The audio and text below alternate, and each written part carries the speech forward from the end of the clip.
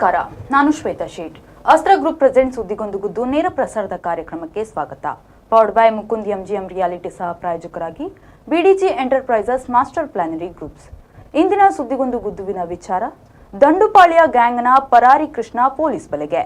ಈ ಬಗ್ಗೆ ಒಂದು ವರದಿ ಇಲ್ಲಿದೆ. ಉರ್ವ ಪೊಲೀಸ್ ಠಾಣಾ ವ್ಯಾಪ್ತಿಯಲ್ಲಿ 29 ವರ್ಷದ ಹಿಂದೆ ನಡೆದಿದ್ದ ಜೋಡಿ ಕೊಲೆ ಪ್ರಕರಣದ ಆರೋಪಿ ದಂಡುಪಾಳ್ಯ ಗ್ಯಾಂಗಿನ ಸದಸ್ಯ ಚಿಕ್ಕ ಹನುಮ ಯಾನೆ ಚಿಕ್ಕ ಹನುಮಂತಪ್ಪ ಯಾನೆ ಕೆ ಕೃಷ್ಣಪ್ಪ ಯಾನೆ ಕೃಷ್ಣ ಎಂಬಾತನನ್ನು ಉರ್ವ ಪೊಲೀಸರು ಆಂಧ್ರಪ್ರದೇಶದಲ್ಲಿ ಬಂಧಿಸಿದ್ದಾರೆ. ದಂಡುಪಾಳ್ಯ ಗ್ಯಾಂಗ್ ಎಂದೇ ಕುಖ್ಯಾತಿ ಪಡೆದಿದ್ದ ಈ ಗ್ಯಾಂಗಿನ ಸದಸ್ಯನಾಗಿದ್ದ ಮೂಲತಃ ಬೆಂಗಳೂರಿನ ಹೊಸಕೋಟೆ ತಾಲೂಕಿನ ಪ್ರಸಕ್ತ ಆಂಧ್ರಪ್ರದೇಶದ ಅನ್ನಮಯ್ಯ ಜಿಲ್ಲೆಯ ವಿಜಯನಗರ ಕಾಲೋನಿಯ ಮದನಪಳ್ಳಿ ಎಂಬಲ್ಲಿನ ನಿವಾಸಿಯಾಗಿದ್ದ ಈತನ ಬಗ್ಗೆ ಮಾಹಿತಿ ಪಡೆದ ಪೊಲೀಸರು ಬಂಧಿಸಿದ್ರು. ಈತನನ್ನು ನ್ಯಾಯಾಲಯಕ್ಕೆ ಹಾಜರುಪಡಿಸಲಾಗಿದ್ದು ನ್ಯಾಯಾಂಗ ಬಂಧನವಾಗಿದೆ. 1997ರ ಅಕ್ಟೋಬರ್ 11ರಂದು ಮಧ್ಯರಾತ್ರಿ ಉರ್ವ ಮಾರಿಗಡಿ ಕ್ರಾಸ್ ಬಳಿಯ ಮನೆಗೆ ನುಗ್ಗಿದ ದಂಡುಪಾಳ್ಯ ಗ್ಯಾಂಗಿನ ದೊಡ್ಡ ಹನುಮ ಯಾನೆ, ದೊಡ್ಡ ಹನುಮ, ವೆಂಕಟೇಶ್ ಯಾನೆ ಚಂದ್ರ, ಮುನಿಕೃಷ್ಣ ಯಾನೆ ಕೃಷ್ಣ, ನಲ್ಲತಿಮ್ಮ ಯಾನೆ ತಿಮ್ಮ, ಕೃಷ್ಣ ಯಾನೆ ದಂಡುಪಾಳ್ಯ ಕೃಷ್ಣ ಯಾನೆ ನಾಗರಾಜ್, ಚಿಕ್ಕ ಹನುಮ, ಕೃಷ್ಣಾಡು ಯಾನೆ ಕೃಷ್ಣ, ವೆಂಕಟೇಶ್ ಯಾನೆ ರಮೇಶ್ ಎಂಬುವರು ಮನೆಯಲ್ಲಿದ್ದ 80ರ ಹರೆಯದ ಲೂಯಿಸ್ ಡಿಮೆಲ್ಲೋ ಹಾಗೂ 19ರ ಹರೆಯದ ರಂಜಿತ್ ವೇಗಸ್ರನ್ನ ಕೊಲೆ ಮಾಡಿ ಚಿನ್ನಾಭರಣಗಳನ್ನು ದೋಚಿಕೊಂಡು ಪರಾರಿಯಾಗಿದ್ರು. ಈ ಪ್ರಕರಣದ ಆರೋಪಿ ಕೃಷ್ಣ ತನ್ನ ಬುದ್ಧಿವಂತಿಕೆಯನ್ನು ಬಳಸಿ ಚಿಕ್ಕ ಹನುಮಂತಪ್ಪ ಯಾನೆ ಕೆ ಕೃಷ್ಣಪ್ಪ ಯಾನೆ ಕೃಷ್ಣ ಎಂದು ಹೆಸರು ಬದಲಾಯಿಸಿಕೊಂಡು ತಲೆಮರೆಸಿಕೊಂಡಿದ್ದ. ಈತನ ವಿರುದ್ಧ ಮಂಗಳೂರು ಜೆಎಂಎಫ್ಸಿ 2ನೇ ನ್ಯಾಯಾಲಯವು 2010ರಲ್ಲಿ ವಾರೆಂಟ್ ಹೊರಡಿಸಿತ್ತು. ಈತನ ವಿರುದ್ಧ ರಾಜ್ಯದಲ್ಲಿ ಸುಮಾರು 13 ಕೊಲೆ ದರೋಡೆ ಪ್ರಕರಣಗಳು ದಾಖಲಾಗಿತ್ತು. ಆರೋಪಿಯ ಪತ್ತೆ ಕಾರ್ಯದಲ್ಲಿ ಉರ್ವ ಠಾಣೆಯ ನಿರೀಕ್ಷಕ ಶ್ಯಾಮ್ ಸುಂದರ್ ಎಚ್ಎಂ, ಎಸ್ಐಗಳಾದ ಗುರಪ್ಪ ಕಾಂತಿ, ಎಲ್ ಮಂಜುಳಾ, ಎಎಸ್ಐ ವಿನಯ್ ಕುಮಾರ್ ಮತ್ತು ಸಿಬ್ಬಂದಿಗಳಾದ ಲಲಿತಾ ಲಕ್ಷ್ಮಿ, ಅನಿಲ್, ಪ್ರಮೋದ್, ಆತ್ಮಾನಂದ್, ಹರೀಶ್ ಪಾಲ್ಗೊಂಡಿದ್ದರು. ಪತ್ತೆ ಕಾರ್ಯದಲ್ಲಿ ಪಾಲ್ಗೊಂಡ ಅಧಿಕಾರಿ ಮತ್ತು ಸಿಬ್ಬಂದಿಗೆ ಬಹುಮಾನಕ್ಕಾಗಿ ರಾಜ್ಯದ ಡಿಜಿಐಜಿಪಿಗೆ ಶಿಫಾರಸು ಮಾಡಲಾಗಿದೆ ಎಂದು ಮಂಗಳೂರು ಪೊಲೀಸ್ ಆಯುಕ್ತರು ತಿಳಿಸಿದ್ದಾರೆ. Bureau report, V4 news, Mangaluru. ನಮ್ಮ ಜೊತೆಗೆ ಹಿರಿಯ ಪತ್ರಕರ್ತರಾದ ಮೋಹನ್ ಬೋಳಂಗಡಿ ಅವರಿದ್ದಾರೆ. ಅವರಿಗೆ ಕಾರ್ಯಕ್ರಮಕ್ಕೆ ಆತ್ಮೀಯ ಸ್ವಾಗತ. ನಮಸ್ಕಾರ ಸರ್. 1997 ಅಕ್ಟೋಬರ್ 11ರಂದು ಉರ್ವಾದಲ್ಲಿ ಜೋಡಿ ಕೊಲೆ ಮಾಡಿದಂತಹ ದಂಡುಪಾಳ್ಯ ಗ್ಯಾಂಗ್ನ ಸದಸ್ಯರು ಕೊನೆಗೂ ಪೊಲೀಸರ ಅತಿಥಿಯಾಗಿದ್ದಾರೆ. ಸುದೀರ್ಘ 29 ವರ್ಷಗಳ ಬಳಿಕ ಆತನನ್ನು ಪೊಲೀಸರು ಬಂಧಿಸಿದ್ದಾರೆ. ಈತನ ಒಂದು ಹಿಸ್ಟ್ರಿ ಏನು ಸರ್? ದಂಡುಪಾಳ್ಯ ಗ್ಯಾಂಗ್ ಅಂತ ಹೇಳಿದರೆ ಅದೊಂದು ಅಲೆಮಾರಿ ಗ್ಯಾಂಗ್. ದಂಡುಪಾಳ್ಯ ಎನ್ನುವುದು ಇರುವುದು ಬೆಂಗಳೂರು ಗ್ರಾಮಾಂತರ ಜಿಲ್ಲೆಯ ಹೊಸಕೋಟೆ ಸಮೀಪದೊಂದು ಹಳ್ಳಿ. ಕೇವಲ ಅಲ್ಲಿ ದಂಡುಪಾಳ್ಯ ಅಂತ ಹೇಳಿದ ಕೂಡಲೇ ಅಲ್ಲಿ ಇಂಥ ಕಳ್ಳರು, ದರೋಡೆಕೋರರು ಇದ್ದಾರೆ ಅಂತ ನೆನೆಸ್ಕೊಳ್ಬೇಡಿ. ಅದು ಒಂದು ಗ್ರಾಮ. ಆ ಗ್ರಾಮದಲ್ಲಿ 300-400 ಮನೆಗಳಿವೆ. ಹೆಸರೇ ಆಗಿದೆ, ಪ್ಲೇಸಿನ ಹೆಸರು ಅದು. ಅದೇ ಹೆಸರಲ್ಲಿ ಸಿನಿಮಾ ಸಹ ಬಂದಿತ್ತು, ದಂಡುಪಾಳ್ಯ ಅಂತ ಹೇಳಿ. ದುನಿಯಾ ವಿಜಯ್ ಅಭಿನಯ ಮಾಡಿದ್ರು. ಹಾಗಂತ ಆ ಏರಿಯಾದಲ್ಲಿ ಇದ್ದವರೆಲ್ಲ ಕಳ್ಳರಲ್ಲ, ದರೋಡೆಕೋರರಲ್ಲ, ಸುಲಿಗೆಕೋರರಲ್ಲ. ಅದರಲ್ಲಿ ಇವರು ದಂಡುಪಾಳ್ಯ ಕೃಷ್ಣ, ಹನುಮ, ದೊಡ್ಡ ಹನುಮ, ನಲ್ಲತಿಮ್ಮ, ಲಕ್ಷ್ಮಿ, ಇದು ಒಂದು ಫ್ಯಾಮಿಲಿ ಅಂತ ಹೇಳಿದರೆ ಎಲ್ಲರೂ ಪರಸ್ಪರ ಸಂಬಂಧಿಕರು. ಅವರು ಹೇಗೆ ಕಾರ್ಯಾಚರಣೆ ಮಾಡ್ತಾ ಇದ್ರು ಅಂತ ಹೇಳಿದ್ರೆ, ಒಂದು 4 ಮಂದಿ ಒಂದು ಕಡೆಗೆ ಹೋಗ್ತಾರೆ, ರಸ್ತೆ ಬದಿಯಲ್ಲಿ ಟೆಂಟ್ ಹಾಕೋತಾರೆ, ಅಲ್ಲಿ ವಾಸ ಮಾಡ್ತಾರೆ. ಅಲ್ಲಿ ಅಕ್ಕಪಕ್ಕದ ಮನೆಗಳನ್ನು ಗುರುತಿಸಿದ್ದಾರೆ. ಯಾರಾದರೂ ಒಂಟಿ ಮಹಿಳೆಯರು, ವೃದ್ಧರು, ಯುವಕರು ಯಾರೇ ಇದ್ರು ಒಂಟಿಯಾಗಿ ಇದ್ದಂತಹ ಮನೆಗೆ ಯಾವುದಾದ್ರೂ ಕಾರಣದಿಂದ ಮನೆ ಒಳಗೆ ನುಗ್ತಾರೆ. ಅವರು ಬೀಗ ಹಾಕಿದ ಮನೆಗಳಿಗೆ ನುಗ್ಗುವುದಿಲ್ಲ. ಸಾಮಾನ್ಯವಾಗಿ ಬೀಗ ಬ್ರೇಕ್ ಮಾಡಿ ನುಗ್ಗುವುದಿಲ್ಲ. ಅವರು ಹೋಗಿ ಬಾಗಿಲು ತರ್ತಾರೆ. ಬಾಗಿಲು ತೆಗೆದಾಗ ಮಗುವಿಗೆ ಹಾಲು, ಕುಡಿಲಿಕ್ಕೆ ನೀರು ನೆಪ ಮಾಡ್ಕೊಂಡು ಬಾಗಿಲು ತೆಗೆದ ಕೂಡಲೇ ಅವರು ನೀರು ತರಲಿಕ್ಕೆ ಅಂತ ಒಳಗೆ ಹೋದರೆ ಒಬ್ಬರು ಒಳಗೆ ಹೋಗ್ತಾರೆ. ಅಷ್ಟೊತ್ತಿಗೆ ಬಾಕಿಯವರೆಲ್ಲ ಅಲ್ಲೇ ಅಡಗಿಕೊಂಡಿರ್ತಾರೆ. ಅವರು ನೇರವಾಗಿ ಒಳಗೆ ನುಗ್ತಾರೆ, ನೇರವಾಗಿ ದಾಳಿ ಮಾಡ್ತಾರೆ. ಅವರ ಮೇಲೆ ದಾಳಿ ಮಾಡಿ ಮತ್ತೆ ಮನೆಯಲ್ಲಿದ್ದದನ್ನೆಲ್ಲ ಅಂದ್ರೆ ಸರ್ ಅವ್ರ ಉದ್ದೇಶ ಅವ್ರಿಗೆ ಕೊಲೆ ಮಾಡಿ ಬಂಗಾರ ಒಡವೆಗಳನ್ನ ದೋಚ್ಕೊಂಡು ಬರುವಂತದ ಅಥವಾ ಅವ್ರು ಬಂಗಾರನ ಕದಿಬೇಕಂತಾನೆ ಹೋಗಿರೋದ ಅದು? ಅಲ್ಲ, ಅವ್ರು ಬಂಗಾರ ಕದಿಬೇಕಂತಲೇ ಹೋಗಿರುವುದು. ಆಗ ಅವರು ಅಲ್ಲಿ ಮನೆಯವರಿದ್ದರನ್ನು ಕೊಲೆ ಮಾಡಿಯೇ ಬರುವುದು. ಅವರು ಹೋದ ಕೂಡಲೇ ಮೊದಲಿಗೆ ಮಾಡುವುದೇ ಅವರ ಕುತ್ತಿಗೆಯನ್ನು ಸೀಳುವಂಥದ್ದು. ಯಾಕಂದ್ರೆ ಕುತ್ತಿಗೆ ಸೀಳಿದ್ರೆ ಮತ್ತೆ ಅವರು ಏನು ಮಾಡ್ಲಿಕ್ಕೆ ಸಾಧ್ಯ ಆಗುದಿಲ್ಲ. ಆದ್ರೆ ಆ ರೀತಿಯಾಗಿ ಕೃತ್ಯ ಮಾಡ್ತಾ ಇದ್ರು. ಅಂದ್ರೆ ವಾರ್ನಿಂಗ್ ಕೊಟ್ಟು ಬರೋಣ ಅಂದ್ರೆ ಅವ್ರು ಮತ್ತೆ ಪೊಲೀಸ್ ಹತ್ರ ಹೇಳಿದ್ರೆ ಅವ್ರು ಪೊಲೀಸ್ ಹತ್ರ ಹೇಳ್ತಾರೆ, ಐಡೆಂಟಿಫಿಕೇಶನ್ ಆಗುತ್ತೆ, ಎಲ್ಲವೂ ಆಗುತ್ತದೆ. ಆ ರೀತಿಯಾಗಿ ಬೆಂಗಳೂರು ನಗರದಲ್ಲಿ ವಿವಿಧ ಕಡೆಗಳಲ್ಲಿ ಇವರು ಇಂಥ ಕೃತ್ಯಗಳನ್ನ ಮಾಡಿದ್ದಾರೆ. ಅಂತ ಸಂದರ್ಭದಲ್ಲಿ ಒಂದು ಪ್ರಕರಣ, ವೇದಮೂರ್ತಿ ಪ್ರಕರಣ ಅಂತ ಅದರ ಹೆಸರು. ಆ ಪ್ರಕರಣದ ತನಿಖೆ ನಡೆಸಿದಂತಹ ಆ ಪ್ರದೇಶದ ಸಬ್ ಇನ್ಸ್ಪೆಕ್ಟರ್ ಚಲಪತಿ ಅಂತೇಳಿ, ಅವರು ಅದನ್ನು ಡೀಪ್ ಆಗಿ ಇನ್ವೆಸ್ಟಿಗೇಷನ್ ಮಾಡಿ ಇಡೀ ಗ್ಯಾಂಗನ್ನು ಹಿಡಿದ್ದಾರೆ. ಆ ಸಂದರ್ಭದಲ್ಲಿ ಈ ಗ್ಯಾಂಗ್ ಬೆಂಗಳೂರು ಮತ್ತು ಆಂಧ್ರ ಭಾಗಗಳಲ್ಲಿ ಒಟ್ಟು 38 ಏನೋ ಪ್ರಕರಣಗಳಲ್ಲಿ ಭಾಗಿಯಾಗಿತ್ತು. ಅಷ್ಟು ಪ್ರಕರಣಗಳಲ್ಲಿ ಅವರನ್ನು ಬಂಧಿಸಿ, ಇಡೀ ಗ್ಯಾಂಗನ್ನು ಬಂಧಿಸಿ ಅವರು ಜೈಲಿಗೆ ಹಾಕಿದ್ರು. ಅದ ನಂತರ ಆ ಪ್ರಕರಣದ ವಿಚಾರಣೆಗಳನ್ನು ನಡೀತಾ ಇತ್ತು. ಈ ಸಂದರ್ಭದಲ್ಲಿ ಅವರ ಆಂಧ್ರದಲ್ಲಿಯೂ ಪ್ರಕರಣಗಳನ್ನು ಮಾಡಿದ್ದರಿಂದ ಅವರನ್ನು ಆಂಧ್ರ ಪೊಲೀಸರು ಕಸ್ಟಡಿ ತಗೊಂಡು ಹೋಗಿ ಅಲ್ಲಿ ವಿಚಾರಣೆ ಆಗ್ತದೆ. ಅವರು ಆಂಧ್ರ ಜೈಲಲ್ಲೆಲ್ಲ ಇದ್ದರು. ಇಂತಹ ಸಂದರ್ಭದಲ್ಲಿ ಅವರು ಪೊಲೀಸ್ ವಾಹನದಲ್ಲಿ ಒಂದು ಕಡೆಯಿಂದ ಇನ್ನೊಂದು ಕಡೆಗೆ ಹೋಗ್ತಾ ಇದ್ದಾಗ ತಪ್ಪಿಸಿಕೊಂಡು ಪರಾರಿಯಾದ. ಅದರಿಂದಾಗಿ ಅದರ ನಂತರ ಪುನಃ ಅಂಥದ್ದೇ ಪ್ರಕರಣಗಳು ಮರುಕಳಿಸಲಿಕ್ಕೆ ಆರಂಭವಾದಾಗ ಪುನಃ ಚಲಪತಿಯವರ ನೇತೃತ್ವದಲ್ಲಿ ಒಂದು ತಂಡ ಮಾಡಿ, ಚಲಪತಿಯವರು ಸುಮಾರು ಆ ಕಾಲದಲ್ಲಿ ಸುಮಾರು 5,000 ಕಿಲೋಮೀಟರ್ ದೂರ ಸಂಚರಿಸಿ ಈ ತಂಡದ ಒಬ್ಬೊಬ್ಬರನ್ನು ಬಂಧಿಸಿದ್ರು. ಆ ಪ್ರಕರಣದ ವಿಚಾರಣೆ ನಡೀತಿರುವಂಥ ಸಂದರ್ಭದಲ್ಲಿ ಮಂಗಳೂರಿನ ಉರ್ವ ಪೊಲೀಸ್ ಠಾಣಾ ವ್ಯಾಪ್ತಿಯ ಲೇಡಿ ಹಿಲ್ ಸಮೀಪದ ಉರ್ವ ಮಾರಿಗುಡಿದೆ, ಅದರ ಬ್ಯಾಕ್ ಸೈಡ್ನ ಒಂದು ಮನೆಯಲ್ಲಿ ಜೋಡಿ ಕೊಲೆ ಆಗಿತ್ತು. ಅದೇ ರೀತಿ ಜ್ಯೋತಿ ಸರ್ಕಲ್ ಬಳಿಯ ಆರೂರು ಭಾಸ್ಕರ್ ರಾವ್ ಅಂತ ಹೇಳಿ ಯುರಾಜಲಿಸ್ಟ್, ಅವರ ಹತ್ಯೆಯಾಗಿತ್ತು. ಈ ಎರಡೂ ಪ್ರಕರಣಗಳು ಬೆಳಕಿಗೆ ಬಂದವು. ಈ ಎರಡೂ ಪ್ರಕರಣಗಳಲ್ಲಿ ಆರೋಪಿಗಳ ಪತ್ತೆ ಆಗಿರಲಿಲ್ಲ. ಆ ಪ್ರಕರಣಗಳಲ್ಲಿ ಇವರನ್ನು ಬಂಧಿಸಲಾಯಿತು. ಬಂಧಿಸಿ ಈ ಬಗ್ಗೆ ಅವರ ಪ್ರಕರಣಗಳನ್ನೇ ತನಿಖೆ ಮಾಡಲಿ. ಹಾಗಾದರೆ ಆ ಸಂದರ್ಭದಲ್ಲಿ ಒಟ್ಟು 79 ಪ್ರಕರಣಗಳು ರಾಜ್ಯಾದ್ಯಂತ ದಾಖಲಾಗಿದ್ದವು ಇವರ ಮೇಲೆ ಒಟ್ಟು 79 ಪ್ರಕರಣಗಳು ದಾಖಲಾಗಿದ್ದವು. ಆ ಪ್ರಕರಣಗಳ ವಿಚಾರಣೆಗಾಗಿಯೇ ರಾಜ್ಯ ಸರ್ಕಾರ ಬೆಂಗಳೂರಿನ ಪರಪ್ಪನ ಅಗ್ರಹಾರ ಜೈಲಿನಲ್ಲಿ ವಿಶೇಷ ನ್ಯಾಯಾಲಯವನ್ನು ಸ್ಥಾಪನೆ ಮಾಡಿತ್ತು. ವಿಶೇಷ ನ್ಯಾಯಾಲಯ ಕೇವಲ ಇವರ ಪ್ರಕರಣಗಳ ವಿಚಾರಣೆಗಾಗಿ ಮಾತ್ರ. ಆದ್ರಿಂದಾಗಿ ಆ ವಿಚಾರಣೆಯ ಸಂದರ್ಭದಲ್ಲಿ ಇವರ ಮೇಲೆ ಒಟ್ಟು 8 ಪ್ರಕರಣಗಳಲ್ಲಿ ಮರಣದಂಡನೆ ವಿಧಿಸಲಾಗಿದೆ. ಮತ್ತು ವಿವಿಧ ಪ್ರಕರಣ ಅವರಿಗೆ ಜೀವಾವಧಿ ಶಿಕ್ಷೆಯಾಗಿದೆ. ಈಗಲೂ ಆ ಪ್ರಕರಣಗಳಲ್ಲಿ ಅವರು ಜೈಲಲ್ಲಿ ಇದ್ದಾರೆ. ಇಷ್ಟೋ ಪ್ರಕರಣಗಳ ತನಿಖೆಯ ಸಂದರ್ಭದಲ್ಲೂ ಸಹ ಈಗ ಉರ್ವ ಪೊಲೀಸರ ಕೈಗೆ ಸಿಕ್ಕಿದ್ದಂತಹ ಆರೋಪಿ ಚಿಕ್ಕ ಹನುಮ ಯಾನೆ, ಕೃಷ್ಣ ಯಾನೆ, ಚಿಕ್ಕ ಹನುಮಂತಲೂ ಹೆಸರು ಇದೆ, ಕೃಷ್ಣ, ಇವನು ಸಿಕ್ಕಿರ್ಲಿಲ್ಲ.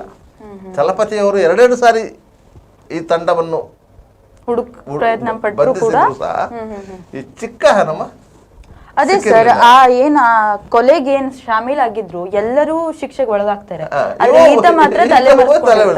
ಇವರು ಏನಾಗ್ತದೆ ಅಂತ ಹೇಳಿದ್ರೆ, ಸಾಮಾನ್ಯವಾಗಿ ಬೇರೆ ಊರಿಗೆ ಹೋದ ಕೂಡಲೇ, ಬೇರೆ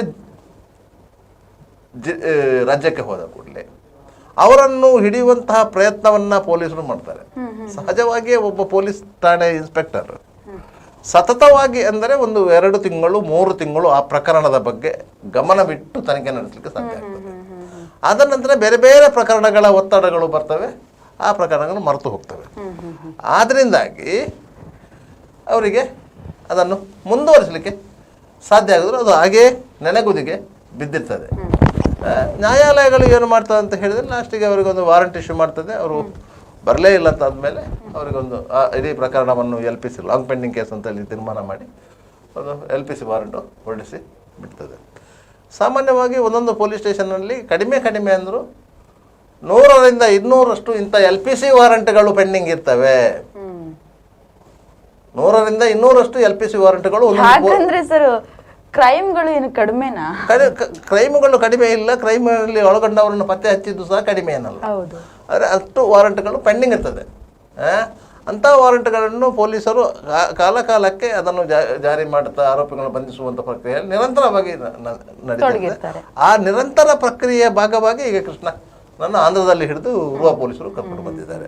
ಒಟ್ಟಾರೆಯಾಗಿ ಈ ಪ್ರಕರಣ, ಈಗ ಯಾವ ಪ್ರಕರಣದಲ್ಲಿ ಈತನನ್ನು ಪೊಲೀಸರು ಬಂಧಿಸಿದ್ದಾರೋ ಆ ಪ್ರಕರಣ ಆ ಕಾಲದಲ್ಲಿ ಅಂದರೆ 1997ರಲ್ಲಿ ಅಂದರೆ 29 ವರ್ಷಗಳ ಹಿಂದೆ ಮಂಗಳೂರು ನಗರದಲ್ಲಿ ಬಾರಿ ಸಂಚಲನ ಸೃಷ್ಟಿಸಿದಂಥ ಪ್ರಕರಣ. ಅಂದ್ರೆ ಸರ್ ಈತನಿಗೂ ಒಂದು ಬಂಧಿಸ್ಲಿಕ್ಕೆ 29 ವರ್ಷ ಬೇಕಾಯ್ತಾ ಅಂತ? ಯಾಕಂತ ಹೇಳಿದ್ರೆ ಅವರ ಒರಿಜಿನಲ್ ಅಡ್ರೆಸ್ ಅಲ್ಲಿ ಇರೋದಿಲ್ಲ. ಅವರು ಬೇರೆ ಊರಿಗೆ ಹೋದ್ರೆ ಅವರು ಬೇರೆ ಹೆಸರಲ್ಲಿ ಅಲ್ಲಿ ಸೆಟ್ಲ್ ಆಗಿರ್ತಾರೆ. ಅವರು ಯಾವ ಊರಿಂದ ಬಂದವರು ಅಂತೇಳಿ ಆ ಊರಿನವರಿಗೆ ಗೊತ್ತಿರುವುದಿಲ್ಲ. ಹೌದು. ಅವರಲ್ಲಿ ಸೆಟ್ಲ್ ಆದ ಮೇಲೆ ಅವರು ಇಂತಹ ಕೃತ್ಯಗಳಲ್ಲಿ ಭಾಗಿಗಳಾಗಿರುವುದಿಲ್ಲ. ಆದ್ರಿಂದಾಗಿ ಅವರ ಬಗ್ಗೆ ಸ್ಥಳೀಯರಿಗೆ ಯಾವುದೇ ಸಂಶಯ ಇರುವುದಿಲ್ಲ, ಪೊಲೀಸರಿಗೂ ಅವರ ಬಗ್ಗೆ ಮಾಹಿತಿಗಳು ಲಭ್ಯ ಆಗುವುದಿಲ್ಲ. ಆದ್ರಿಂದಾಗಿ ಅಂತಹ ಅಪರಾಧಿಗಳನ್ನು ಹಿಡಿಲಿಕ್ಕೆ ತುಂಬ ಸಮಯ ಬೇಕಾಗತ್ತೆ. ಕಳ್ಳ ಅಂತ ಹೇಳಿದರೆ ಅವನನ್ನು ಹಿಡಿಲಿಕ್ಕೆ ಸುಲಭ ಅಂತ ಹೇಳ್ತೇವೆ ನಾವು. ಯಾಕಂತ ಹೇಳಿದರೆ ಅವನ ವೃತ್ತಿಯೇ ಅದು ಕಳ್ಳ. ಹೌದು. ಅವ ಕಳ್ತನ ಮಾಡ್ತಾ ಇರ್ತಾನೆ, ಒಂದಲ್ಲ ಒಂದು ದಿವಸ ಬೇರೆ ಎಲ್ಲಾದರೂ ಒಂದು ಕಡೆಯಲ್ಲಿ ಸಿಕ್ಕಿ ಬೀಳ್ತಾನೆ. ಆಗ ಇಷ್ಟೋ ಕೇಸುಗಳು ರಿಓಪನ್ ಆಗುತ್ತೆ. ಹೌದು. ಅದೇ ರೀತಿಯ ಮನೋಸ್ಥಿತಿಯಲ್ಲಿ ಪೊಲೀಸರು ಇರ್ತಾರೆ. ಇವು ಎಲ್ಲಾದರೂ ಸಿಕ್ಕಿ ಬೀಳ್ತಾನೆ, ಆಗ ನಮಗೆ ಮಾಹಿತಿ ಬರ್ತದೆ.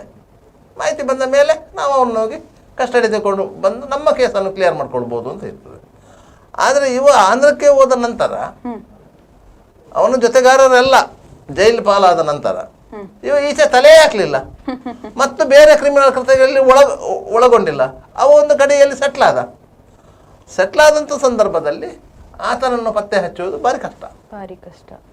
ಯಾಕಂದ್ರೆ ಅವನು ಬೇರೆ ಹೆಸರಲ್ಲಿ ಇರ್ತಾನೆ, ಬೇರೆ ಐಡೆಂಟಿಟಿಯಲ್ಲಿ ಇರ್ತಾನೆ, ಅದರಿಂದ ಅವನು ಪತ್ತೆ ಹಚ್ಚಲಿಕ್ಕೆ ಸಾಧ್ಯ. ಈಗ ಸರ್ ಮತ್ತೊಂದೇನಂದ್ರೆ 29 ವರ್ಷ ಆಗಿದೆ ಈ ಘಟನೆ ನಡೆದು, ಪೊಲೀಸರು ಇವಾಗ ಬಂಧಿಸಿದ್ದಾರೆ ಅಂತಂದ್ರೆ ಆ ಕೇಸ್ ಇನ್ನೂ ಚಾಲ್ತಿಯಲ್ಲೇ ಇರುತ್ತಾ ಅಂತ? ಆ ಪೊಲೀಸವರು ಆ ಘಟನೆನ ಅಂದ್ರೆ ಮರೆಯೋದಾಗ್ಲಿ ಆ ಘಟನೆನ ಬಿಡೋದಾಗ್ಲಿ ಮಾಡೋದಿಲ್ಲ. ಕಾನೂನು ಪ್ರಕಾರ ಯಾವುದೇ ಒಂದು ಪ್ರಕರಣ ನಡೆದರೆ ಆ ಪ್ರಕರಣದಲ್ಲಿ ತನಿಖೆಯಾಗಿ ಆರೋಪಿ ಯಾರಂತ ಹೇಳಿ ಗುರುತಿಸಲ್ಪಟ್ಟು ನ್ಯಾಯಾಲಯಕ್ಕೆ ಆರೋಪ ಪಟ್ಟಿ ಸಲ್ಲಿಸಿದ್ದಾರೆ ಆ ಪ್ರಕರಣ ನ್ಯಾಯಾಲಯದಲ್ಲಿ ಎಷ್ಟೇ ವರ್ಷಗಳೇ ಆಗಿರಲಿ, ಆತ ಜೀವಂತ ಇದ್ದರೆ ಅದು ನ್ಯಾಯಾಲಯದಲ್ಲಿ ವಿಚಾರಣೆ ಮುಗಿಸಿಯೇ ಮುಗಿಬೇಕು. ಅಂದ್ರೆ ತನಿಖೆ ಆಗ್ತಾನೆ ಇರುತ್ತೆ. ತನಿಖೆ ಅದು ನಿರಂತರವಾದ ಒಂದು ಪ್ರಕ್ರಿಯೆ, ಅದರಿಂದ ಅದು ಮುಗಿಬೇಕು. ಅದು 12 ವರ್ಷ ಆಯ್ತು ಅಲ್ಲಿಗೆ ಕೇಸು ಮುಗಿಯಿತು ಅಂತ ಏನಿಲ್ಲ. ಅಂದ್ರೆ ಪೊಲೀಸರು ಎಷ್ಟು ಅಲರ್ಟ್ ಆಗಿರ್ತಾರೆ ಅಂತ. ಅದು ಪ್ರತಿ ಸಾರಿಯೂ ಅದು ಅಂತ ಅಲರ್ಟ್ನೆಸ್ ಇರಲೇಬೇಕು. ಪೊಲೀಸ್ ಹಿಂಗಂದ್ರೆ ಅದು ಈಗ ಇದನ್ನು 29 ವರ್ಷಗಳ ನಂತರ ಈ ಕೃಷ್ಣನನ್ನ ಆಂಧ್ರದಿಂದ ಹೋಗಿ ಕರ್ಕೊಂಡು ಬಂದಿದ್ದಾರೆ ಅಂತ ಹೇಳಿದ್ರೆ ಇದನ್ನೇ ಹೇಳೋದು ನಾವು ಪೊಲೀಸಿಂಗ್. ಹೌದು. ಅಂದ್ರೆ ಈಗ ಸಾಮಾನ್ಯವಾಗಿ ಬೇರೆ ಬೇರೆ ಪ್ರಕರಣಗಳಲ್ಲಿ ನೀವು ಆರೋಪಿಗಳನ್ನು ಬಂಧಿಸುವುದು ದೊಡ್ಡ ಸಮಸ್ಯೆ ಏನಲ್ಲ. ಆರೋಪಿಯ ಗುರುತಿರ್ತದೆ, ಆತನ ಅಡ್ರೆಸ್ ಇರ್ತದೆ, ಆತನ ಚಹಾರ ಪಟ್ಟಿ ಇರ್ತದೆ, ಎಲ್ಲವೂ ಇರ್ತದೆ. ಅವರನ್ನು ಗುರುತಿಸಿ ಯಾವುದೇ ರೀತಿಯ ಸುಳಿವುಗಳು ಇಲ್ಲದೆ ಅಂತಹ ಸಂದರ್ಭದಲ್ಲಿ ಆರೋಪಿಯನ್ನು ಗುರುತಿಸಿ ಆತನನ್ನು ಬಂಧಿಸುವುದು ಅದು ಸಾಹಸಮಯ ಕೆಲಸ. ಅದಕ್ಕೆ ಹೇಳುವುದು ನಾವು ಪೊಲೀಸಿಂಗ್ ಅಂತೇಳಿ. ಅದಕ್ಕೆ ಆ ಪ್ರಯತ್ನವನ್ನು ಯಾವ ಅಧಿಕಾರಿ ಮಾಡಿದ್ರು ಅವರು ಪ್ರಶಂಸೆಗೆ ಅರ್ಹರು. ಈಗ ಈ ಘಟನೆಯನ್ನು ನೋಡಿ ನೀವು, ಉರ್ವ ಪೊಲೀಸ್ ಠಾಣೆ ವ್ಯಾಪ್ತಿಯಲ್ಲಿ ಉರ್ವ ಮಾರಿಗುಡಿಯ ಹಿಂಬದಿಯ ಒಂದು ದೊಡ್ಡ ಕಾಂಪೌಂಡ್ನ ಒಳಗೆ ಒಂದು ದೊಡ್ಡ ಬಂಗ್ಲೆ. ಆ ಬಂಗ್ಲೆಯ ಓನರ್ಗಳು ಎಲ್ಲರೂ ವಿದೇಶದಲ್ಲಿ ಇದ್ದವರು. ಅಲ್ಲಿ ಒಂದು ವೃದ್ಧೆ, ಸುಮಾರು 80 ವರ್ಷದ ವೃದ್ಧೆ, ವೇಗಸ್ ಅಂತ ಇದೆ ಹೆಸರು, ಮತ್ತೊಂದು 19 ವರ್ಷದ ರಂಜಿತ್ ಎನ್ನುವ ಒಂದು ಯುವಕ, ಅವರಿಗೆ ಸಹಾಯಕನಾಗಿ ಇದ್ದವನು. ಆ ಮನೆಯಲ್ಲಿದ್ದ ವೃದ್ಧೆಯ ಮಕ್ಕಳು ವಿದೇಶದಲ್ಲಿದ್ದರು, ಅವರು ಖರ್ಚಿಗೆ ಹಣ ಕಳಿಸ್ತಿದ್ರು, ಇವರು ಆ ಮನೆಯಲ್ಲಿ ವಾಸವಿದ್ರು. ಅಂದ್ರೆ ಸರ್ ಒಂದ್ ನಿಮಿಷ, ಇವ್ರು ಟಾರ್ಗೆಟ್ ಮಾಡುವಂತದ್ದೇ ಆ ತರನ? ಅಂದ್ರೆ ಯಾರು ವಯಸ್ಸಾಗಿರ್ತಾರೆ, ಯಾರು ಒಂಟಿ ಆಗಿರ್ತಾರೆ ಆ ಮನೇಲೆ ಟಾರ್ಗೆಟ್ ಮಾಡಿ ಅವರಿಗೆ ಸಾಮಾನ್ಯವಾಗಿ ಅವರು ಹಗಲೊತ್ತು ಆ ಮನೆಯನ್ನೆಲ್ಲ ವಾಚ್ ಮಾಡ್ತಾರೆ. ಆ ಮನೆಯಲ್ಲಿ ಯಾರಿದ್ದಾರೆ, ಎಷ್ಟು ಮಂದಿ ಇದ್ದಾರೆ ಎನ್ನುವುದನ್ನು ವಾಚ್ ಮಾಡ್ತಾರೆ. ರಾತ್ರಿ ವೇಳೆ ಕಾರ್ಯಾಚರಣೆ ಮಾಡ್ತಾರೆ. ಈಗ ಕೆಲವೊಬ್ರು ದರೋಡೆಕೋರನ್ನು ನಾವು ನೋಡ್ಬೋದು ಸರ್. ಅಂದ್ರೆ ಮನೇಲಿ ಯಾರು ಇರೋದಿಲ್ಲ, ಅವ್ರು ಆಚೆ ಹೋಗಿರುವಂತ ಸಮಯದಲ್ಲಿ ಬಾಗ್ಲು ಹೊಡಿಯೋದಾಗ ಅವ್ರು ದರೋಡೆಕೋರರಲ್ಲ, ಅವ್ರು ಕಳ್ಳರು. ಅಂದ್ರೆ ನೋಡಿ, ಕಳ್ಳರಲ್ಲಿ ಹಲವು ವಿಧಗಳಿವೆ. ಕೆಲವರು ಹಗಲು ಕಳ್ಳರಿದ್ದಾರೆ. ಅವ್ರು ಹಗಲೊತ್ತು ಮಾತ್ರ ಕಳ್ಳತನ ಮಾಡೋದು, ಅವ್ರು ರಾತ್ರಿ ಕಳ್ಳತನ ಮಾಡೋದಿಲ್ಲ, ಅವ್ರು ನಿದ್ದೆ ಮಾಡೋದು. ಹಗಲೊತ್ತು ಬೀಗ ಹಾಕಿದ ಮನೆಗಳನ್ನು ಕಳ್ಳತನ ಮಾಡುವವರು ಇದ್ದಾರೆ. ರಾತ್ರಿ ಹೊತ್ತು ಬೀಗ ಹಾಕಿದ ಮನೆಗಳನ್ನು ಕಳ್ಳತನ ಮಾಡುವವರು ಇದ್ದಾರೆ. ರಾತ್ರಿ ಹೊತ್ತು ಬೀಗ ಹಾಕದೇ ಇರುವಂಥ ಮನೆಯಲ್ಲಿ ಜನ ಇದ್ದಾಗಲೂ ಕಳ್ಳತನ ಮಾಡುವಂಥ ಟೀಮುಗಳಿವೆ. ಅದರಿಂದಾಗಿ ಕಳ್ಳರ ಟೀಮ್ನಲ್ಲಿ ಬೇರೆ ಬೇರೆ ವಿಧ ಇದೆ. ದರೋಡೆ ಮಾಡುವ ಟೀಮು ಬೇರೆ. ಇವರು ದಂಡುಪಾಳ್ಯ ಗ್ಯಾಂಗ್ ದರೋಡೆ ಮಾಡುವವರು.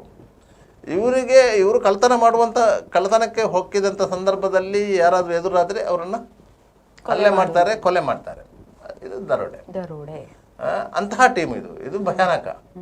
ಇಂತಹ ಟೀಮುಗಳು ಭಯಾನಕ. ಅಂದ್ರೆ ಯಾವುದೇ ಭಯ ಇರೋದಿಲ್ಲ ಅವರಿಗೆ. ಯಾವುದು ಭಯ? ಯಾಕಂತ ಹೇಳಿದ್ರೆ ಅವರಿಗೆ ಅವರ ಉದ್ದೇಶ ಸಾರ್ಥಕ ಆದ್ರೆ ಆಯ್ತು, ಉದ್ದೇಶ ಪರಿಪೂರ್ಣ ಆಗಬೇಕು, ಮತ್ತೆ ಅವರು ಮಾಡ್ಕೊಂಡ್ರೆ. ಈ ಉರುವ ಠಾಣೆ ವ್ಯಾಪ್ತಿಯಲ್ಲಿ ನಡೆದಂಥದ್ದು. ಈಗ ಮಂಗಳೂರು ಪ್ರೆಸ್ ಕ್ಲಬ್ ಇದೆಯಲ್ಲ, ಪ್ರೆಸ್ ಕ್ಲಬ್ಬಿನ ನೇರ ಎದುರುಗಡೆ ಇರುವಂತಹ ಕಾಂಪೌಂಡ್ನ ಒಳಗಿರುವಂತಹ ಮನೆಯಲ್ಲಿ ಆದ ಘಟನೆ ಇದು 97ರಲ್ಲಿ. ಬೆಳಿಗ್ಗೆ ಒಂದು 8 ಗಂಟೆ ಹೊತ್ತಿಗೆ ಯಾರೋ ನೋಡಿದವರಿಗೆ ಗೊತ್ತಾಗಿದೆ ಅಲ್ಲಿ ಇಬ್ರು ಕೊಲೆ ಆಗಿದ್ದಾರೆ ಅಂತೇಳಿ. ಮತ್ತೆ ಊರ್ವ ಪೊಲೀಸರು ಬಂದಿದ್ರು. ಊರ್ವ ಪೊಲೀಸರು ತನಿಖೆ ನಡೆದಾಗ ಆ ರಂಜಿತ್ ಹುಡುಗ ಇದ್ದಾನಲ್ಲ, 19 ವರ್ಷದ ಹುಡುಗ, ಅವನ ತಂದೆ ಕಾವೂರ್ ಹತ್ರ ಮನೆ ಮಾಡ್ಕೊಂಡಿದ್ರು. ಅವನ ತಂದೆ, ಅವನ ತಾಯಿ ಮಲ್ಪೆ ಹತ್ರ ಇದ್ದವರು. ಅವನ ತಾಯಿಗೆ ಸಂಶಯ ಏನಂತ ಹೇಳಿ ಇದ್ರೆ, ಅವ್ರ ಗಂಡ ಹೆಂಡತಿ ಮಧ್ಯೆ ಸಂಬಂಧ ಸರಿ ಇರಲಿಲ್ಲ. ಅವನ ತಾಯಿಗೆ ಸಂಶಯ ಇದ್ದದ್ದು, ನನ್ನ ಗಂಡ ನನ್ನ ಮಗನನ್ನು ಕೊಂದಿದ್ದಾರೆ ಅಂತೇಳಿ. ಅವರು ಆ ರೀತಿಯಾಗಿಯೇ ಕಂಪ್ಲೇಂಟ್ ಮಾಡ್ತಾ ಇದ್ರು. ಆಗಾಗ ಮಲ್ಪೆಯಿಂದ ಬಂದು ಇಲ್ಲಿ ಪೊಲೀಸ್ ಠಾಣೆ, ಇಲ್ಲಿ DCIB ಕಚೇರಿ, SP ಕಚೇರಿಗೆಲ್ಲ ಹೋಗಿ ಎಲಿಗೇಷನ್ ಮಾಡ್ತಾ ಇದ್ರು. ಪೊಲೀಸರು ಅವನ ತಂದೆಯನ್ನು ಕರ್ಕೊಂಡು ಬಂದು ಆವತ್ತು ಎಲ್ಲಿದ್ದ, ರಾತ್ರಿ ಎಲ್ಲಿದ್ದ, ಎಲ್ಲ ಬಗ್ಗೆ ರೀತಿಯ ತನಿಖೆಯನ್ನು ಮಾಡಿದ್ದಾರೆ. ಆದರೂ ಟ್ರೇಸ್ ಔಟ್ ಆಗಿರಲಿಲ್ಲ. ಅದೇ ರೀತಿ ಅದಕ್ಕಿಂತಲೂ ಮೊದಲು ಡಾಕ್ಟರ್ ಆರೂರು ಭಾಸ್ಕರ್ ರಾವ್ ಎನ್ನುವಂಥ ಯೂರಾಲಜಿಸ್ಟನ್ನು ಮರ್ಡರ್ ಆಗಿತ್ತು. ಅದು ಮಂಗಳೂರಿನ ಜ್ಯೋತಿ ವೃತ್ತದ ಬಳಿ, ಜ್ಯೋತಿ ಟಾಕೀಸ್ ಇದೆ, ಟಾಕೀಸ್ ಪಕ್ಕದಲ್ಲಿ ಒಂದು ಹಳೆ ಕಟ್ಟಡ ಇತ್ತು. ಆರೂರು ಫ್ಯಾಮಿಲಿ ಅಂದರೆ ಬರೀ ದೊಡ್ಡ ಫ್ಯಾಮಿಲಿ ಮಂಗಳೂರಿದ್ದು. ಯುನೈಟೆಡ್ ಮೋಟರ್ಸ್ ಎಲ್ಲ ಅದೇ ಫ್ಯಾಮಿಲಿಗೆ ಸೇರಿದಂತಹ ಸಂಸ್ಥೆಗಳು. ಅವರು ಯೂರಾಲಜಿಸ್ಟ್, ಭಾರಿ ಎತ್ತರದ ದೇಹ, ಗೃಹ ರಕ್ಷಕ ದಳದ ಕಮಾಂಡೆಂಟ್ ಸಹ ಆಗಿದ್ದರು. ಅವರು ಕ್ಲಿನಿಕಲ್ಲಿ ಇತ್ತು ಅವತ್ತು, ಮೋಸ್ಟ್ಲಿ ಆದಿತ್ಯವಾರ. ಅವರು ಕ್ಲಿನಿಕಲ್ಲೇ ಅವರನ್ನು ಕತ್ತು ಕೊಯ್ದು ಚೂರಿಯಿಂದ ತಿವಿದು ಕೊಲೆ ಮಾಡಲಾಗಿತ್ತು. ಮೇಲ್ನೋಟಕ್ಕೆ ನೋಡಿದಾಗ ಅದು ಆ ಕಚೇರಿಯಲ್ಲಿದ್ದಂಥ ಹಣಕಾಸುಗಳನ್ನು ದೋಚುವ ಉದ್ದೇಶದಿಂದ ಮಾಡಿದ್ದು ಅಂತ ಗೊತ್ತಾಗಿತ್ತು. ಅಲ್ಲಿ ಪೊಲೀಸರು ಸೂಕ್ಷ್ಮವಾಗಿ ಪರಿಶೀಲನೆ ಮಾಡಿದಾಗ ಒಂದು ಮಗುವಿನ ಬಟ್ಟೆ ಸಿಕ್ಕಿತ್ತು, ಮತ್ತೆ ಕಾಂಡಮ್ಗಳ ಪ್ಯಾಕೆಟ್ಗಳು ಸಿಕ್ಕಿತ್ತು. ಅಷ್ಟೊತ್ತಿಗೆ ಇಡೀ ಪ್ರಕರಣದ ದಿಕ್ಕು ದೆಸೆ ಬದಲಾಯಿತು.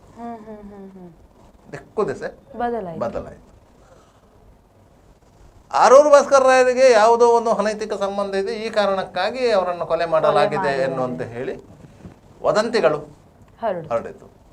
ಕೊಲೆ ಮಾಡಿದವರು ಯಾರು ಅಂತ ಹೇಳಿ ಪತ್ತೆ ಹಚ್ಚಲಿಕ್ಕೆ ಪೊಲೀಸರಿಂದ ಸಾಧ್ಯ ಆಗಲಿಲ್ಲ. ಆರೂರು ಭಾಸ್ಕರ್ ರಾಯರಿಗೆ ಇದ್ದಂತಹ ಕ್ಲೈಂಟ್ಗಳು ಅಂದರೆ ಕಸ್ಟಮರ್ಸ್ ಬಹುತೇಕವಾಗಿ ಅಲ್ಪಸಂಖ್ಯಾತ ಕೋಮಿಗೆ ಸೇರಿದ ಹೆಣ್ಮಕ್ಕಳು. ಅದಕ್ಕೆ ಸರಿಯಾಗಿ ಅಲ್ಲಿ ಒಂದು ಮಗುವಿನ ಬಟ್ಟೆ ಸಿಕ್ಕಿದ್ದು. ಈ ಕಾಂಡೋಮ್ಗಳ ರಾಶಿ, ಉಪಯೋಗ ಆಗದಂತಹ ಕಾಂಡೋಮ್ಗಳ ರಾಶಿ ಒಂದಕ್ಕೊಂದಕ್ಕೆ ಲಿಂಕ್ ಆಯಿತು. ಇದು ಅನೈತಿಕ ವ್ಯವಹಾರದ ಸಂಬಂಧವಾಗಿ ಕೊಲೆ ಅಂತ ಆಯಿತು. ಬಂದರ್ ಪೊಲೀಸ್ ಸ್ಟೇಷನ್ಗೆ ಇನ್ಸ್ಪೆಕ್ಟರ್ ಆಗಿ ಅಧಿಕಾರ ವಹಿಸಿಕೊಂಡಂತಹ ಜಯಂತ್ P. ಶೆಟ್ಟಿ ಅವರು ಆ ಬಗ್ಗೆ ಸೀರಿಯಸ್ ಆಗಿ ತನಿಖೆ ಮಾಡಿದರು. ಮಾಡಿದಾಗ ಲಾಸ್ಟಿಗೆ ಇದು ಕೇರಳದ ಅಲ್ ಉಮ್ ಅಂತ ಹೇಳಿ ಒಂದು ಸಂಘಟನೆಯವರು ಮಾಡಿರ್ಬೋದು ಅನ್ನೋ ಸಂಶಯವನ್ನು ವ್ಯಕ್ತಪಡಿಸಿದರು. ಈ ಬಗ್ಗೆ ಮಾಹಿತಿ ಕೋರಿ ಅವರು ಒಂದು ಪಾಂಪ್ಲೆಟ್ ಎಲ್ಲ ಹಂಚಿದ್ರು. ಆಯಿತಾ. ಮತ್ತು ಇವರು ಕೇರಳಕ್ಕೆ ಹೋಗಿ ಅಲ್ಲಿ ಜೈಲಲ್ಲಿದ್ದಂಥ ಅಲುಮ್ಮ ಸಂಘಟನೆಯ ಕೆಲವು ಕಾರ್ಯಕರ್ತರನ್ನು ಮೀಟ್ ಮಾಡಿ ಅವರನ್ನು ವಿಚಾರಣೆ ಮಾಡಿಸು ಬಂದಿದ್ರು. ಆದರೂ ಯಾವುದು ವರ್ಕೌಟ್ ಆಗಲಿಲ್ಲ. ಯಾವಾಗ ಇಡೀ ಆರೂರು ಕುಟುಂಬದ ಮೇಲೆ ಅಂತ ಒಂದು ಅಪವಾದಗಳ ಕರೆಗಳು ಬಂದಾಗ ಸ್ವತಃ ಕುಟುಂಬದವರೇ ಹೇಳಿದರು, ಇಡೀ ನಮ್ಮ ಕುಟುಂಬದ ಮರ್ಯಾದೆ ಬೀದಿ ಹರಾಜಾಗ್ತಾ ಇದೆ. ಆದ್ದರಿಂದ ನೀವು ನಮ್ಮ ಆ ಪ್ರಕರಣವನ್ನು ಪತ್ತೆ ಹಚ್ಚದಿದ್ರೂ ತೊಂದರೆ ಇಲ್ಲ, ನೀವು ಪ್ರಕರಣವನ್ನು ಕ್ಲೋಸ್ ಮಾಡಿ, ನಮಗೆ ಅದರಲ್ಲಿ ಆರೋಪಿ ಪತ್ತೆ ಆಗಬೇಕು ಎನ್ನುವಂಥ ಉಮೇದು ಉಳಿದಿಲ್ಲ, ನಮ್ಮ ಕುಟುಂಬದ ಮರ್ಯಾದೆ ಉಳಿದ್ರೆ ಸಾಕು. ಆ ರೀತಿಯಾಗಿ ಆ ಪ್ರಕರಣ ಹಾಗೆ ಉಳಿದಿತ್ತು. ಇಂತಹ ಸಂದರ್ಭದಲ್ಲೇ ಬೆಂಗಳೂರಿನಲ್ಲಿ ಚಲಪತಿ ಇನ್ಸ್ಪೆಕ್ಟರ್ ಚಲಪತಿ ಮತ್ತವರ ಟೀಮ್ ಈ ದಂಡುಪಾಳ್ಯ ಗ್ಯಾಂಗನ್ನು ಹಿಡಿದು ಕಾಮಾಕ್ಷಿಪಾಳ್ಯದ ಒಂದು ಮನೆಯಲ್ಲಿ ಇಟ್ಟುಕೊಂಡು ಇಂಟ್ರಗೇಷನ್ಗೆ ಮಾಡ್ತಾಯಿದ್ರು. ಇವರನ್ನು ಇಂಟ್ರಗೇಷನ್ ಮಾಡಿದಂಥ ಸಂದರ್ಭದಲ್ಲಿ ಅವರಿಗೆ ನಾವು ಎಲ್ಲೆಲ್ಲಿ ಏನೇನು ಮಾಡಿದ್ದೇವೆ ಎನ್ನುವುದೇ ನೆನಪಿರಲಿಲ್ಲ. ಎಷ್ಟು ಮಂದಿಯನ್ನು ಕೊಲೆ ಮಾಡಿದ್ದಾರೆ ಎನ್ನುವುದು ಸಹ ಅವರಿಗೆ ನೆನಪಿರಲಿಲ್ಲ.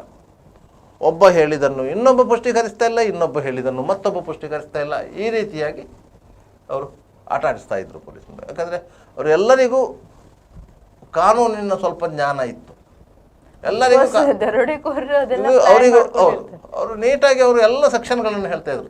ಥೆಫ್ಟಿಗೆ ಯಾವ ಸೆಕ್ಷನು, ದರೋಡೆಗೆ ಯಾವ ಸೆಕ್ಷನು, ಡಕಾಯ್ತಿಗೆ ಯಾವ ಸೆಕ್ಷನ್ನು, ಎಷ್ಟು ದಿವಸದಲ್ಲಿ ನೀವು ನಮ್ಮನ್ನು ಪ್ರೊಡ್ಯೂಸ್ ಮಾಡಬೇಕು,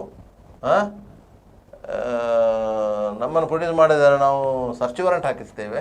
ಅಂದ್ರೆ ಈಗಾಗಲೇ ಜೈಲಿಗೆ ಹೋಗಿ ಬಂದವರು ಕೂಡ ಇರ್ತಾರೆ. ಅವರಿಗೆಲ್ಲ ಗೊತ್ತಿತ್ತು. ಅವರಿಗೆ ಕೆಲವು ವಕೀಲರುಗಳು ಸಹಕಾರ ನೀಡ್ತಾ ಇತ್ತು. ಅದರಿಂದಾಗಿ ಆ ರೀತಿಯಾಗಿ ಆದರೆ ಇವರು ಚಲಪತಿಯವರು ಪಟ್ಟು ಬಿಡದೆ ಅವರನ್ನು ಇಂಟ್ರಗೇಷನ್ ಮಾಡಿ ಅಷ್ಟು ಪ್ರಕರಣಗಳನ್ನ ಬಯಲಿಗೆ ಎಳೆದಂಥ ಸಂದರ್ಭದಲ್ಲಿ ಅವ್ರದ್ದೇ ಬ್ಯಾಚ್ಮೇಟು ಟಿಶಮ್ ಶರೀಫ್ ಅವರು ಮಂಗಳೂರು DSP ಆಗಿದ್ದರು, ಈಗ ರಿಟೈರ್ಡ್ ಆಗಿದ್ದಾರೆ. ಅವರಿಗೆ ಫೋನ್ ಮಾಡಿ ಹೇಳ್ತಾರೆ, ಈ ನಾವೊಂದು ಟೀಮನ್ನು ಹಿಡಿದು ಇಲ್ಲಿ ಇಂಟ್ರಗೇಷನ್ ಮಾಡ್ತಾ ಇದ್ದೇವೆ.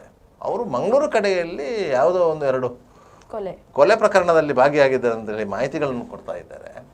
ಅಂದರೆ ನಿಮ್ಮಲ್ಲಿ ಟ್ರೇಸ್ ಔಟ್ ಆಗದ ಪ್ರಕರಣಗಳು ಯಾವುದಾದ್ರೂ ಇದ್ದರೆ ಅಂಥ ಪ್ರಕರಣಗಳ ಮಾಹಿತಿಗಳನ್ನು ಕೊಡಿ ಅಂತ ಹೇಳ್ತಾರೆ. ಯಾಕಂತ ಹೇಳಿದ್ರೆ ಅವ್ರಿಗೆ ನೆನಪಿಲ್ಲ ಎಲ್ಲಿ ಮಾಡಿದ್ದೇವೆ ಏನು ಮಾಡಿದ್ದೇವೆ. ಅದಕ್ಕೆ ಅವರು ಹೇಳ್ತಾರೆ, ನಮಗೆ ಫೋಟೋ ತೋರಿಸಿದ್ರೆ ನಮಗೆ ನೆನಪಾಗ್ತದೆ ಅಂತ ಹೇಳ್ತಾರೆ ಅಂತೇಳಿ. ಆಗ ಮಂಗಳೂರಲ್ಲಿ ಆರೂರು ಭಾಸ್ಕರ್ ರಾವ್ ಕೊಲೆ ಮತ್ತು ಉರುವದ ಜೋಡಿ ಕೊಲೆದ ಟ್ರೇಸ್ ಔಟ್ ಆಗಲಿಲ್ಲ ಅಂತೇಳಿ ಆ 2 ಕೊಲೆ ಪ್ರಕರಣದ ಆ ಡೆಡ್ ಬಾಡಿ ಫೋಟೋಸ್, ಒಂದು ಸೀನ್ ಆಫ್ ಎಕರೆನ್ಸ್ ಅಂತ ನಾವೇನು ಹೇಳ್ತೇವೆ, ಅದರ ಫೋಟೋಗಳನ್ನು ಇವರು ಕಳುಹಿಸಿಕೊಟ್ಟಂಥ ಸಂದರ್ಭದಲ್ಲಿ ಅವರು ಅದನ್ನು ನೋಡಿ ಹೇಳಿದ್ರಂತೆ, ಇದು ನಾವು ಅಲ್ಲಿ ಒಂದು ಸರ್ಕಲ್ ಇದೆ, ಸರ್ಕಲ್ನ ಆ ಕಡೆಗೆ ಒಂದು ಬಿಲ್ಡಿಂಗ್ ಇದೆ, ಬಿಲ್ಡಿಂಗಿನ ಮಾಡಿ ಮೇಲೆ ಒಂದು ಕಚೇರಿ ಇದೆ, ಆ ಕಚೇರಿಯಲ್ಲಿ ಮಾಡಿದ್ದು ಅಂತ. ಅಷ್ಟು ಪರ್ಫೆಕ್ಟ್ ಆಗಿ ಅವ್ರಿಗೆ ಅದು ಡಾಕ್ಟರ್ ಶಾಪ್ ಅಂತ ಗೊತ್ತಿಲ್ಲ, ಅದೊಂದು ಕಚೇರಿ ಅಂತ ತಿಳ್ಕೊಂಡಿದ್ದಾರೆ, ಒಂದು ಆಫೀಸ್ ಅಂತ ಹೇಳಿ. ಅದ ನಂತರ ಈ 2 ಜೋಡಿ ಕೊಲೆಯನ್ನು ತೋರಿಸಿದ್ರು. ಅಲ್ಲೊಂದು ದೇವಸ್ಥಾನದಲ್ಲಿ ಏನು ಜಾತ್ರೆ ಆಗ್ತಾ ಇತ್ತು, ಅದೊಂದು ದೊಡ್ಡ ಸರ್ಕಲ್ ಇತ್ತು, ಸರ್ಕಲಿಂದ ಮುಂದೆ ಹೋಗುವಾಗ ಅಲ್ಲಿ ಒಂದು ಜಾತ್ರೆ ಆಗ್ತಾ ಇತ್ತು, ಅಲ್ಲೆಲ್ಲ ಲೈಟಿಂಗ್ ಎಲ್ಲ ಹಾಕಿದ್ರು. ನಾವು ಆ ಮನೆಯಲ್ಲಿ ಮಾಡಿದ್ದೇವೆ. ಮತ್ತೆ ಆ ಮನೆಯಲ್ಲಿ ಹಿಂಬದಿಯ ಅಷ್ಟು ಡೀಟೇಲ್ ಆಗಿ ಹಿಂಬದಿಯ ಡೋರ್ ಇದೆ ಅಲ್ಲ, ಹಿಂಬದಿಯ ಡೋರಿಗೆ ಹೊರಗಿನಿಂದ ಚಿಲಕ ಹಾಕಿರುವುದು ಅಂತ ಹೇಳ್ತಾರೆ. ಅಲ್ಲಿವರೆಗೆ ಪೊಲೀಸರು ಸಹ ಅದನ್ನು ಗಮನಿಸಿರಲಿಲ್ಲ. ಸಾಮಾನ್ಯವಾಗಿ ಮನೆಯಲ್ಲಿ ಎದುರಿನ ಡೋರ್ ಇರ್ತದೆ, ಆಯ್ತಾ, ಹೊರಗಿನಿಂದ ಚಿಲಕ ಹಾಕುವಂತ ಸಿಸ್ಟಮ್ ಇರ್ತದೆ. ಆ ಮನೆಯಲ್ಲಿ ಅದೇ ರೀತಿ ಎದುರಿನ ಡೋರ್ ಇತ್ತು, ಹಿಂಬದಿಯ ಡೋರ್ ಇದೆಲ್ಲ ಬ್ಯಾಕ್ ಡೋರ್, ಆ ಡೋರ್ಗೆ ಹೊರಗಿನಿಂದ ಚಿಲಕ ಹಾಕುವಂತ ವ್ಯವಸ್ಥೆ ಇತ್ತು. ಯಾಕಂತ ಹೇಳಿದ್ರೆ ಎದುರಿನ ಡೋರನ್ನು ಒಳಗಿನಿಂದ ಲಾಕ್ ಮಾಡಿ ಹಿಂಬದಿ ಡೋರ್ನಿಂದ ಹೊರಗೆ ಬಂದಾಗ ಆ ಹಿಂಬದಿ ಡೋರನ್ನು ಹೊರಗಿನಿಂದ ಲಾಕ್ ಮಾಡಿ ಹೋಗುವಂತ ವ್ಯವಸ್ಥೆ ಇತ್ತು. ಆಗ ಶರೀಫ್ ಅವರು ಇಮಿಡಿಯೇಟ್ ಉರ್ವ ಠಾಣೆಗೆ ಮಾಹಿತಿ ನೀಡಿ ಉರ್ವ ಪೊಲೀಸರು ಹೋಗಿ ಆ ಮನೆಯನ್ನು ಪುನಃ ಚೆಕ್ ಮಾಡಿದ್ದು. ಹೌದಾ, ಮನೆ ಹಿಂಬದಿಯ ಡೋರ್ ಹೊರಗಿಂದ ಲಾಕ್ ಮಾಡುವಂಥದ್ದು ಅಂತ ಡೋರ್ಗಳು ಬಾರಿ ರ್ಯಾರ್ ನೋಡಬಹುದು. ಹಾಗಾದ್ರೆ ಇದೇ ಇವರೇ ಕೊಲೆ ಮಾಡಿದ್ದು ಅಂತ ಅಂದ್ರೆ ಸರ್ ಅವರು ಹೇಳುವಂತ ಒಂದೊಂದು ಏನು ಸಿಚುವೇಶನ್ ಏನಿರುತ್ತೆ ಅಷ್ಟು ಡೀಪ್ ಆಗಿ ಅವರು ನೆನಪಿಟ್ಟುಕೊಂಡಿದ್ದಾರೆ. ಮತ್ತೆ ಅವ್ರಿಗೆ ನೆನಪು ಹೇಗೆ ಬರುವುದು ಅಂತ ಹೇಳಿದ್ರೆ, ಈ ಡೆಡ್ ಬಾಡಿ ನೋಡಿದ ಕೂಡಲೇ ನೆನಪು ಬರುತ್ತೆ, ಡೆಡ್ ಬಾಡಿಯ ಫೋಟೋ ನೋಡಿದ್ರೆ ಮಾತ್ರ ಅವ್ರಿಗೆ ನೆನಪು ಮಾಡೋದು. ಆ ರೀತಿಯಾಗಿ ಅವ್ರು ನೆನಪು ಮಾಡಿಕೊಟ್ರು. ಹಾಗೆ ಜಿಯಬಾವ ACP ಆಗಿದ್ರು, ಅವರ ನೇತೃತ್ವದಲ್ಲಿ ಈ ತಂಡದ ಇಬ್ಬರನ್ನ, ಅಂದ್ರೆ ಈಗ ಸಿಕ್ಕಿ ಬಿದ್ದಾನಲ್ಲ ಅವ ಆ ಸಂದರ್ಭದಲ್ಲಿ ಸಿಕ್ಕಿ ಬೀಳಿರ್ಲಿಲ್ಲ. ಆಗ ದೊಡ್ಡ ಹನುಮ ಮತ್ತು ತಿಮ್ಮನ ನಾವು ಸಣ್ಣ ಹುಡುಗ ಇದ್ದಾನಲ್ಲ ಅವ ತಿಮ್ಮ, ಅವನನ್ನ ಇಬ್ಬರನ್ನ ಕರ್ಕೊಂಡು ಬೆಂಗಳೂರಿಂದ ಕರ್ಕೊಂಡು ಬಂದರು.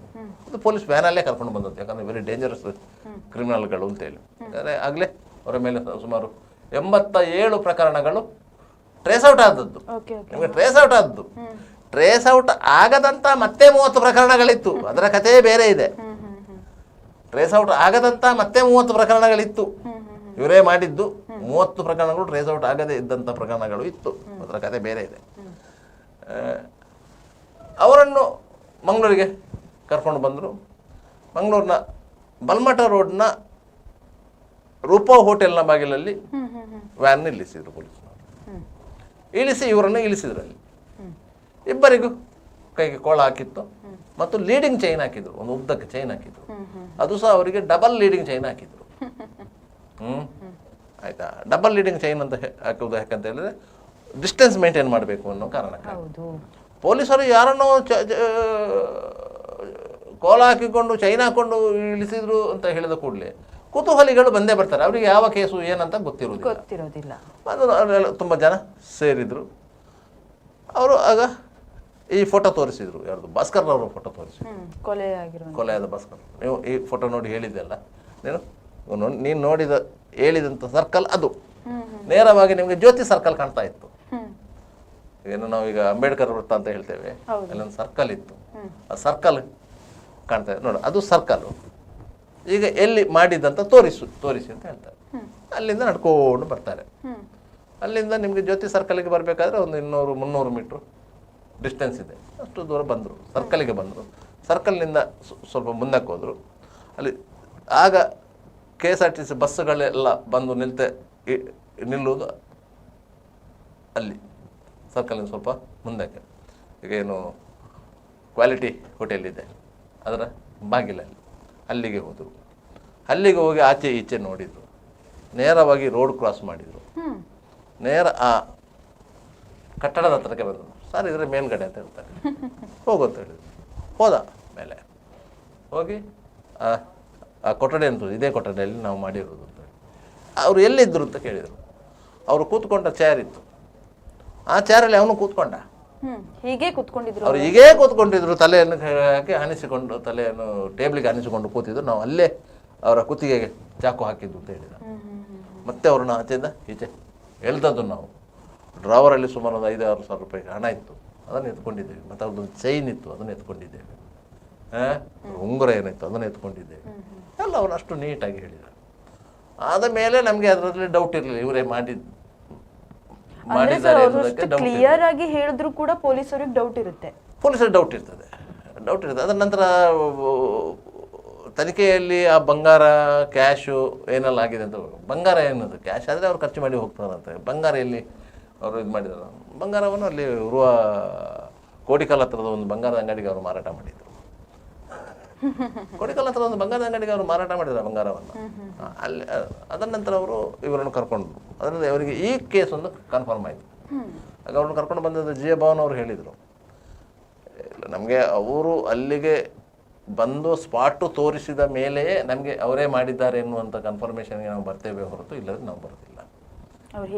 ಯಾಕಂತ ಹೇಳಿದರೆ ನಾವು ಅವರನ್ನು ಈ ಒಂದು 2 ಪತ್ತೆಯಾಗದ ಪ್ರಕರಣವನ್ನು ಅವರ ತಲೆಗೆ ಕಟ್ಟುವಂಥ ಪ್ರಯತ್ನವನ್ನು ನಾವು ಮಾಡುವುದಿಲ್ಲ ಅಂತ ಹೇಳಿ ಅಲ್ಲಿಂದ ಅವರನ್ನು ನೇರವಾಗಿ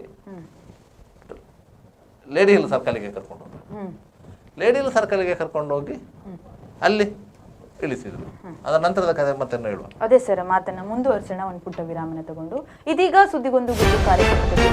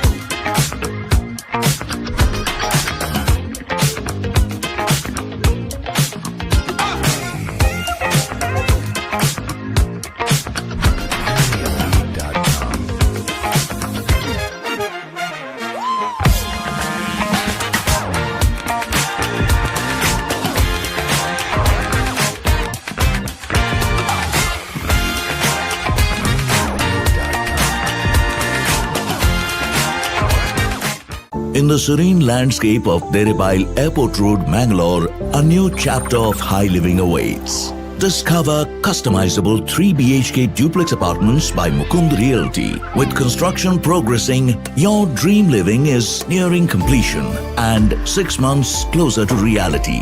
Because a home isn't just a destination, it's where your journey truly begins. Kedar, High Living Luxury Homes by Mukund Realty. The Father Mullah Charitable Institutions, the most modern linear accelerator, only one of its kind in this region for specific burning of cancer cells. We have all precision equipments and instruments for both invasive and non-invasive surgical procedures and diagnosis, ultrasonic color Doppler, CT scan and MRI machines. The operation theaters are equipped with contemporary equipments, high-tech intensive care units, neo and postnatal units, burns unit, cath lab and cardiothoracic units are fully equipped. Our NICU is the largest in the city. The blood bank and cell separator and casualty are 24-hour services. The Father Mullah Charitable Institutions.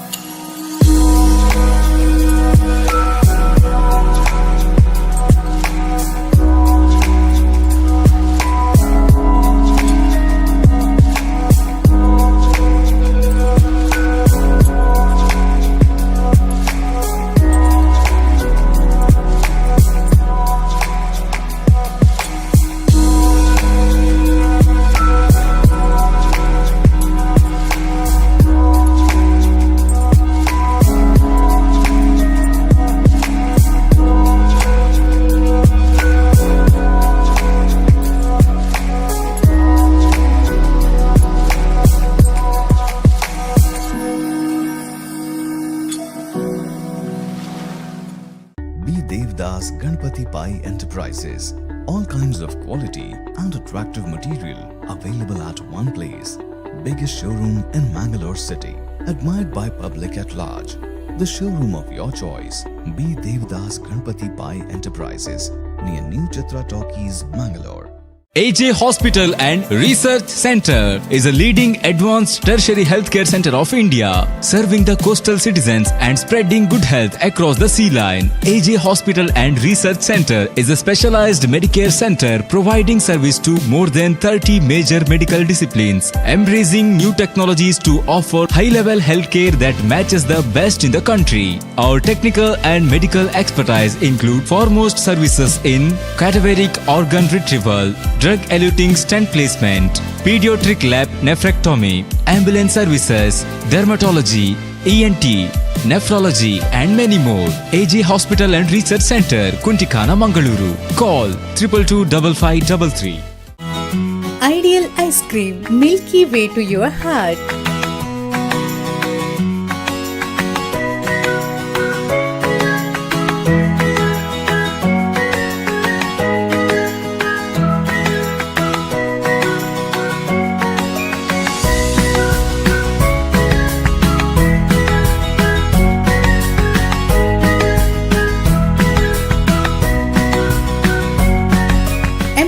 With a variety of fruits and flavored with rich crunch and chips, they treat your taste buds. Ideal Ice Cream.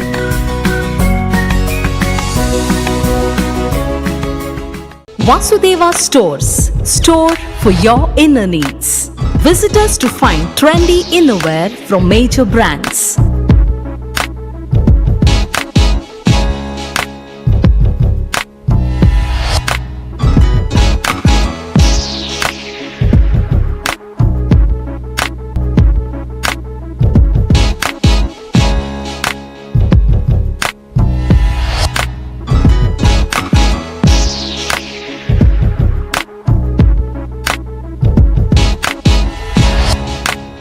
Visit Vasudeva Stores, ground floor, Ideal Towers near Sharavu Ganapati Temple, Mangaluru.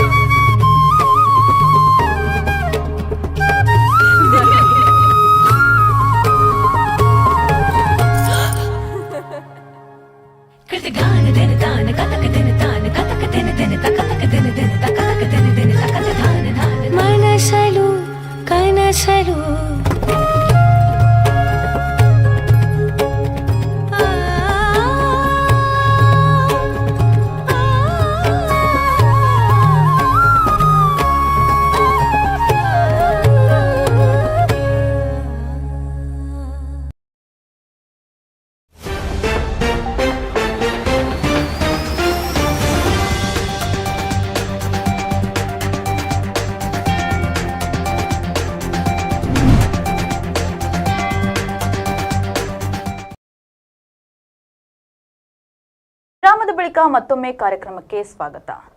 Krishna alias ಚಿಕ್ಕ ಹನುಮ, ಈತನ ಮೇಲೆ 13 ಕೊಲೆ case ಇರುವಂತದ್ದು, ಹಾಗೆ ದರೋಡೆ ಪ್ರಕರಣಗಳು ಇದ್ದು, sir ಇವನಿಗೆ ಮರಣ ದಂಡನೆ ಶಿಕ್ಷೆ ಯಾಕಿನ್ನು ಒಳಗಾಗ್ಪಟ್ಟಿಲ್ಲ ಅಂತ ನೋಡಿ.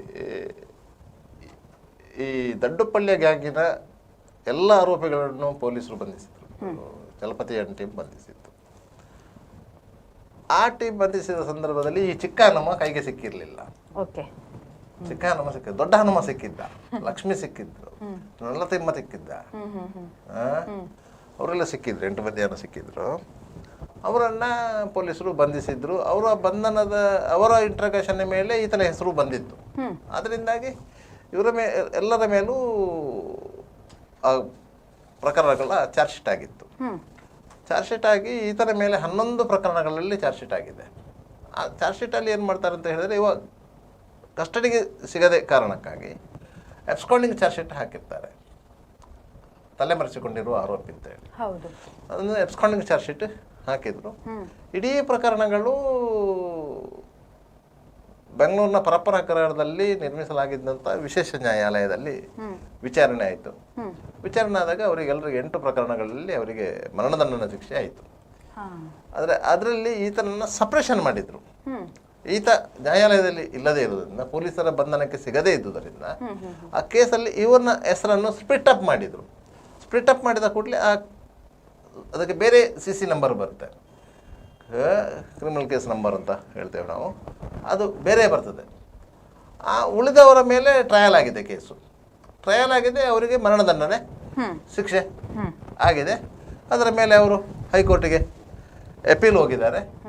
ಅದರ ಮೇಲೆ ಅದು ಕೆಲವರಿಗೆ ಕನ್ಫರ್ಮ್ ಆಗಿದೆ, ಕೆಲವು ಹೈಕೋರ್ಟಲ್ಲಿದೆ, ಕೆಲವು ಸುಪ್ರೀಂ ಕೋರ್ಟಲ್ಲಿದೆ. ಈಗೆಲ್ಲ ಆ ಪ್ರಕರಣಗಳಿದೆ, ಅವರೆಲ್ಲ ಜೈಲಲ್ಲಿ ಇದ್ದಾರೆ. ಇವ ಚಿಕ್ಕ ಹನುಮನ ಕೇಸು, ಕೃಷ್ಣನ ಕೇಸು, ಅಲ್ಲಿ ಸ್ಪ್ಲಿಟಪ್ ಆಗಿತ್ತಲ್ಲ, ಅದರಿಂದಾಗಿ ಅವನಿಗೆ ವಾರಂಟ್ ಇಶ್ಯೂ ಆಗಿತ್ತು. ಇವ ಯಾವ ಪ್ರಕರಣದಲ್ಲಿ 8 ಪ್ರಕರಣದಲ್ಲಿ ಒಳಗೊಂಡಿದ್ದಾನ, ಆ 8 ಪ್ರಕರಣದಲ್ಲಿ ಇವನನ್ನು ಹೊರತುಪಡಿಸಿದ ಇತರ ಆರೋಪಿಗಳಿಗೆ ಮರಣದಂಡನೆ ಆಗಿದೆ. ಅಷ್ಟು ಪ್ರಕರಣದಲ್ಲಿ ಇವನು ಇದ್ದ. ಅದರಿಂದ ಇನ್ನೂ ಇವನ ಮೇಲೆ ಸಪರೇಟ್ ವಿಚಾರಣೆ ನ್ಯಾಯಾಲಯದಲ್ಲಿ ನಡೀಬೇಕು. ಅದರ ನಂತರ ಇವನ ತಪ್ಪು ಸಾಬೀತಾಗಬೇಕು. ಇವನ್ ಗ್ಯಾಂಗ್ ಲೀಡರು. ಗ್ಯಾಂಗ್ ಲೀಡರ್ ದೊಡ್ಡ ಹನುಮ, ದಂಡಪಾಳ್ಯ ಕೃಷ್ಣ ಗ್ಯಾಂಗ್ ಲೀಡರು. ಅದರ ನಂತರ ದೊಡ್ಡ ಹನುಮ, ನಲ್ಲತಿಮ್ಮ, ಲಕ್ಷ್ಮಿ, ಇವರೆಲ್ಲ ಗ್ಯಾಂಗ್ ಸದಸ್ಯರು. ಅದು 8 ಮಂದಿ ದೊಡ್ಡ ಗ್ಯಾಂಗು. ಹಾಗೆ ಅದರಲ್ಲಿ ಇವನು ಒಬ್ಬ. ಇವನು ಆ ಕಾಲದಲ್ಲೂ ಪೊಲೀಸರ ಕೈಗೆ ಸಿಕ್ಕದೇ ಇರದಿದ್ದಾಗೆ ಇವನ ಮೇಲೆ ಕೋರ್ಟ್ ಏನು ಮಾಡಿತ್ತು ಅಂತ ಹೇಳಿದ್ರೆ LPC ವಾರಂಟ್ ಇಶ್ಯೂ ಮಾಡಿತ್ತು.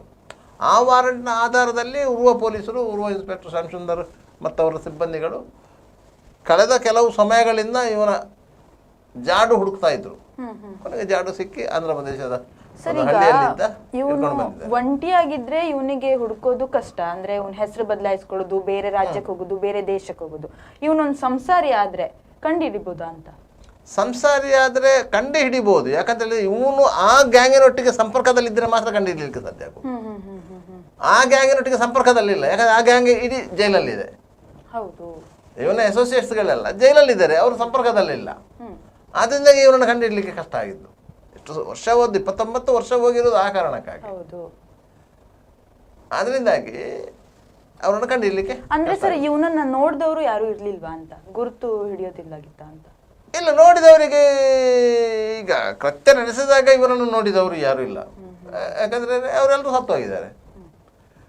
ನೋಡಿದವರು ಸತ್ತು ಹೋಗಿದ್ದಾರೆ. ಇವ್ರ ಜೊತೆ ಇರುವಂತವ್ರು, ಜೊತೆ ಇದ್ದವರು ಜೈಲಲ್ಲಿದ್ದಾರೆ. ಅವರಿಗೆ ಇವರ ಬಗ್ಗೆ ಮಾಹಿತಿಗಳೇ ಇರಲಿಲ್ಲ. ಯಾಕಂತೇಳಿದ್ರೆ ಅವ ಎಲ್ಲಿ ಹೋಗಿದ್ದಾರೆ ಅಂತ ಗೊತ್ತಿಲ್ಲ ಅಂತ ಹೇಳ್ತಾರೆ. ಮತ್ತೆ ಅವ ಒಂದು ಕಡೆಯಿಂದ ಇನ್ನೊಂದು ಕಡೆಗೆ ಹೋಗಿ ಒಂದು ಕಡೆಯಲ್ಲಿ ಸೆಟ್ಲ್ ಆಗಿದ್ದಾನೆ. ಸೆಟ್ಲ್ ಆದ ಮೇಲೆ ಪೊಲೀಸರು ಆ ಮಾಹಿತಿಯನ್ನು ಸಂಗ್ರಹಿಸಿಕೊಂಡು ಆತನನ್ನು ಬಂಧಿಸಿ ಕರ್ಕೊಂಡು ಬಂದಿದ್ದಾರೆ. ಈಗ ಅವನ ಮೇಲೆ ಆ ಹಳೆಯ ಅಷ್ಟೂ ಪ್ರಕರಣಗಳು ರೀಟ್ರಯಲ್ ಆಗುತ್ತೆ. ಒಂದು ಮಂಗಳೂರಲ್ಲಿ ಆಗ್ಬೋದು, ಇಲ್ಲಾಂದರೆ ಇಡೀ ಪ್ರಕರಣ ಪುನಃ ಬೆಂಗಳೂರಿನ ಅದೇ ನ್ಯಾಯಾಲಯಕ್ಕೆ, ಬಾಕಿಯವರ ಕೇಸುಗಳು ಯಾವ ನ್ಯಾಯಾಲಯದಲ್ಲಿ ಟ್ರಯಲ್ ಆಗಿದೆಯೋ ಅದೇ ನ್ಯಾಯಾಲಯಕ್ಕೆ ಅದು ಶಿಫ್ಟ್ ಆಗುತ್ತೆ. ಇವರನ್ನು ಇಲ್ಲಿಂದ ಮಂಗಳೂರಿನಿಂದ ಪರಪ್ಪನಗರ ಜೈಲಿಗೆ ಶಿಫ್ಟ್ ಮಾಡ್ತಾರೆ. ಮತ್ತು ಅದೇ ಸ್ಪೆಷಲ್ ಕೋರ್ಟು ಫಾರ್ಮೇಷನ್ ಆಗುತ್ತೆ. ಆ ಸ್ಪೆಷಲ್ ಕೋರ್ಟಲ್ಲಿ ಅಷ್ಟು ಕೇಸುಗಳು 8 ಕೇಸುಗಳು ಒಟ್ಟಿಗೆ 11 ಕೇಸುಗಳು ಏನಾಯ್ತು ಇವನ ಮೇಲೆ, ಅಷ್ಟು ಕೇಸುಗಳಿಗೆ ರೀಟ್ರಯಲ್ ಆಗುತ್ತೆ. ಯಾರೆಲ್ಲ ಆ ಕೇಸುಗಳಲ್ಲಿ ಸಾಕ್ಷಿಗಳಾಗಿದ್ದಾರೆ ಅದರಲ್ಲಿ ಎಷ್ಟು ಮಂದಿ ಬದುಕಿದ್ದಾರೋ ಗೊತ್ತಿರೋದಿಲ್ಲ. 29 ವರ್ಷ ಆಯಿತು, ಎಷ್ಟು ಮಂದಿ ಬದುಕಿರ್ತಾರೆ ಅಂತ ಗೊತ್ತಿರೋದಿಲ್ಲ. ಅದೇ ಬದುಕಿದ್ದವರಿಗೆ ಸಮಸ್ಯೆ ಆಗುತ್ತೆ.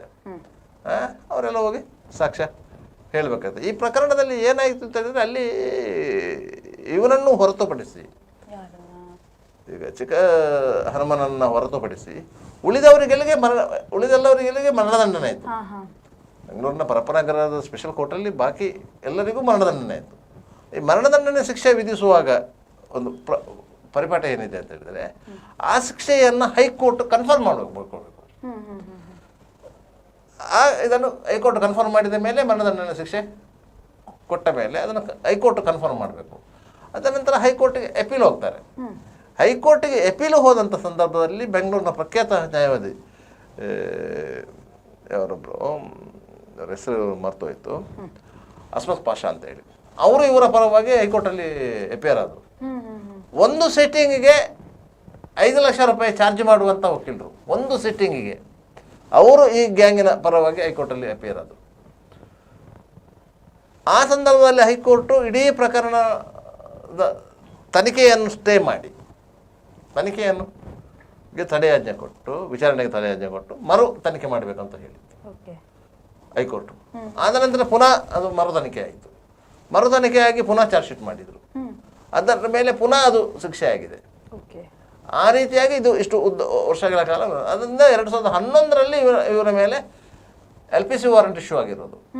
ಆ 11ರಿಂದ ಇಲ್ಲಿಯವರೆಗೆ ಲೆಕ್ಕ ಪ್ರಕಾರ ಹೇಳುವುದಾದ್ರೆ 11ರಿಂದ ಇಲ್ಲಿಯವರೆಗೆ ಲಾಂಗ್ ಪೆಂಡಿಂಗ್ ಕೇಸ್ ಅಂತೇಳಿ ವಾರೆಂಟ್ ಇಶ್ಯೂ ಆಗಿದೆ. ಪೂರ್ವ ಪೊಲೀಸ್ ಠಾಣೆಯಲ್ಲಿ LPC ವಾರೆಂಟ್ ಇತ್ತು, ಅದನ್ನು ಅವರು ಎಕ್ಸಿಕ್ಯೂಟಿವ್ ಮಾಡಿದ್ದಾರೆ.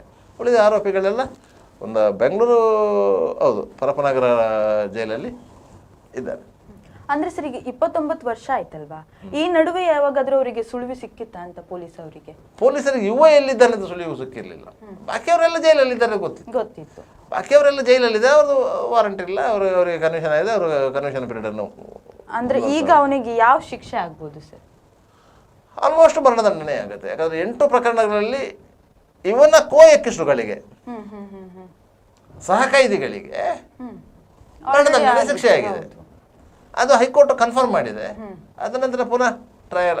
ಈಗ ಪ್ರತಿಯೊಂದು ಕೇಸನ್ನ ಇವರು ತನಿಖೆ ಮಾಡಿನೇ ಇವರಿಗೊಂದು ನಿರ್ಣಯ ಕೊಡ್ತಾರ ಹೇಗೆ? ಹೌದು, ಪ್ರತಿಯೊಂದು ಅಲ್ಲ, ಅದು ಎಲ್ಲ ಪ್ರಕರಣಗಳನ್ನು ಪ್ರತ್ಯೇಕವಾಗಿಯೇ ವಿಚಾರಣೆ ಮಾಡಬೇಕು. ನೀವು ಎಲ್ಲವನ್ನು ಕ್ಲಬ್ ಮಾಡಿ ವಿಚಾರಣೆ ಮಾಡ್ಲಿಕ್ಕೆ ಆಗೋದಿಲ್ಲ. ಈಗ ಇಡೀ ಗ್ಯಾಂಗಿನ ಕೇಸುಗಳು ಒಟ್ಟಿಗೆ 60-80 ಚಿಲ್ಲರೆಗೆ ಪ್ರಕರಣಗಳ ವಿಚಾರಣೆ ಮಾಡಲಿಕ್ಕೆ ಅಂದರೆ ಸ್ಪೆಷಲ್ ಕೋರ್ಟು ಫಾರ್ಮೇಷನ್ ಮಾಡಿದಾಗ ಎಲ್ಲ ಕೇಸುಗಳನ್ನು ಅದೇ ಕೋರ್ಟಿಗೆ ಶಿಫ್ಟ್ ಮಾಡಲಾಗಿತ್ತು. ಈಗ ಮಂಗಳೂರು ಕೋರ್ಟಲ್ಲಿದ್ದ ಕೇಸುಗಳು ಬೆಂಗಳೂರು ಕೋರ್ಟಿಗೆ ಶಿಫ್ಟ್ ಆಗಿದ್ದವು.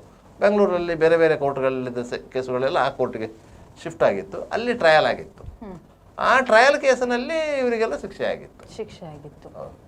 ಸರ್, ಅಂದ್ರೆ ಈಗೇನು ದಂಡುಪಾಳ್ಯ ಗ್ಯಾಂಗ್ ಏನಿದೆ, ಕೇವಲ ರಾಜ್ಯದಲ್ಲಿ ಮಾತ್ರ ಇವರು ದರೋಡೆ ಅಥವಾ ಕೊಲೆ ಮಾಡುವಂಥದ್ದು ಅಥವಾ ಬೇರೆ ರಾಜ್ಯಗಳಿಗೂ ಹೋಗಿ ಕೊಲೆ ದರೋಡೆ ಮಾಡಿದ್ದಿದೆ? ಇವರು ಆಂಧ್ರದಲ್ಲಿ ದರೋಡೆ ಮಾಡಿದ್ದಿದೆ, ಕರ್ನಾಟಕದಲ್ಲಿ ಬೆಂಗಳೂರು ಬೇರೆ ಬೇರೆ ಕಡೆಗಳಲ್ಲಿ ದರೋಡೆ ಮಾಡಿದ್ದಿದೆ, ಆಂಧ್ರದಲ್ಲಿ ದರೋಡೆ ಮಾಡಿದ್ರು. ಒಬ್ಬ ಸಬ್ ಇನ್ಸ್ಪೆಕ್ಟರ್ನ ಕೊಂದಿದ್ದಾರೆ, ಸುಪಾರಿ ಪಡ್ಕೊಂಡು ಸಬ್ ಇನ್ಸ್ಪೆಕ್ಟರ್ನ ಕೊಂದಿದ್ದಾರೆ. ನಿಮ್ಗೆ ಆ ಗ್ಯಾಂಗ್ ಅಂತ ಹೇಳಿದ್ರೆ ವಿಚಿತ್ರ ಗ್ಯಾಂಗ್ ಇದು. ಕೇವಲ ಮನೆಗೆ ನುಗ್ಗಿ ಕೊಲೆ ಮಾಡಿ ಚಿನ್ನಾಭರಣ ದೋಚುವ ಗ್ಯಾಂಗ್ ಅಲ್ಲ. ಇವರು ಸುಪಾರಿ ತಕೊಂಡು ಕೊಲೆ ಮಾಡಿದಂತ ನಿದರ್ಶನ. ಅಷ್ಟು ಕ್ರೂರಿಗಳು. ಸುಪಾರಿ ತಗೊಂಡು ಒಬ್ಬ ಹೆಡ್ ಕಾನ್ಸ್ಟೇಬಲ್ ಸುಪಾರಿ ಕೊಟ್ಟು ಒಬ್ಬ ಸಬ್ ಇನ್ಸ್ಪೆಕ್ಟರ್ ಕೊಲೆ ಮಾಡಿದ್ದು ಇವರು ಆಂಧ್ರದಲ್ಲಿ ಸಬ್ ಇನ್ಸ್ಪೆಕ್ಟರ್ ಕೊಲೆ ಮಾಡಿದ್ದು. ಅದೇ ರೀತಿ ಸುಮಾರು 30 ಪ್ರಕರಣಗಳಲ್ಲಿ ಇವರೇ ಮಾಡಿದಂತಹ ಪ್ರಕರಣಗಳು, ಇವರೇ ಬಾಯ್ಬಿಟ್ಟಂಥ ಪ್ರಕರಣಗಳು. ಆ ಪ್ರಕರಣದ ಹಿನ್ನೆಲೆಯನ್ನು ಕೆದಕಿದಾಗ ಆ ಪ್ರಕರಣದಲ್ಲಿ ಸ್ಥಳೀಯ ಪೊಲೀಸರು ಏನು ಮಾಡಿದ್ದಾರೆ ಗೊತ್ತಾ? ಏನೋ ಲಭ್ಯ ಸಾಕ್ಷ್ಯಗಳು ಸಿಕ್ಕಿದ್ದು ಅಂತ ಹೇಳಿ ಯಾರನ್ನು ಆರೋಪಿಗಳನ್ನಾಗಿ ಫಿಕ್ಸ್ ಮಾಡಿ ಜೈಲಿಗೆ ಕಳಿಸಿದ್ರು. ಅದನ್ನು ರಿಓಪನ್ ಮಾಡಿ ಇವರನ್ನು ಚಾರ್ಜ್ ಮಾಡಿದರೆ ಆ ಪ್ರಕರಣದಲ್ಲಿ ಯಾರು ತನಿಖೆ ಮಾಡಿದ್ರು ಅಧಿಕಾರಿಗಳು, ಇನ್ಸ್ಪೆಕ್ಟರ್ ಮಟ್ಟದ ಅಧಿಕಾರಿಗಳು, ಅವರು ಜೈಲಿಗೆ ಹೋಗುವಂಥ ಪರಿಸ್ಥಿತಿ ಬರ್ತಾ ಇತ್ತು. ಆಗ ಮತ್ತೆ ಹಿರಿಯ ಅಧಿಕಾರಿಗಳೆಲ್ಲ ಮಾಡಿ ಆ ಕೇಸನ್ನು ಬಿಡುವಂತೆ. ಇಲ್ಲಾಂದ್ರೆ ಕೇವಲ ಇದು 87 ಪ್ರಕರಣ ಅಲ್ಲ, ಮತ್ತೂ 30 ಪ್ರಕರಣಗಳಿತ್ತು ಇವ್ರದ್ದು. ಈ ರೀತಿಯ ಪ್ರಕರಣಗಳು. ಈ ದಂಡುಪಾಳ್ಯ ಗ್ಯಾಂಗು ಈ ಹಿಂದೆ ದಕ್ಷಿಣ ಕನ್ನಡ ಮತ್ತು ಉಡುಪಿಯೂ ಸೇರಿದಂತೆ ದಕ್ಷಿಣ ಕನ್ನಡ ಮತ್ತು ಕಾಸರಗೋಡು ಜಿಲ್ಲೆಯನ್ನು ನಡಗಿಸಿದಂಥ ಚಂದ್ರನ್ ಗ್ಯಾಂಗು, ಇಂತಹ ಗ್ಯಾಂಗ್ಗಳು ವೆರಿ ಡೇಂಜರಸ್ ಗ್ಯಾಂಗ್ಗಳು. ಅಂಥವ್ರನ್ನ ಹೆಡೆಮುರಿ ಕಟ್ಟುವುದೇನು ಸುಲಭ ಏನಲ್ಲ, ಅವರ ಮಾಹಿತಿ ತೆಗೆಯುವುದೇನು ಸುಲಭ ಅಲ್ಲ.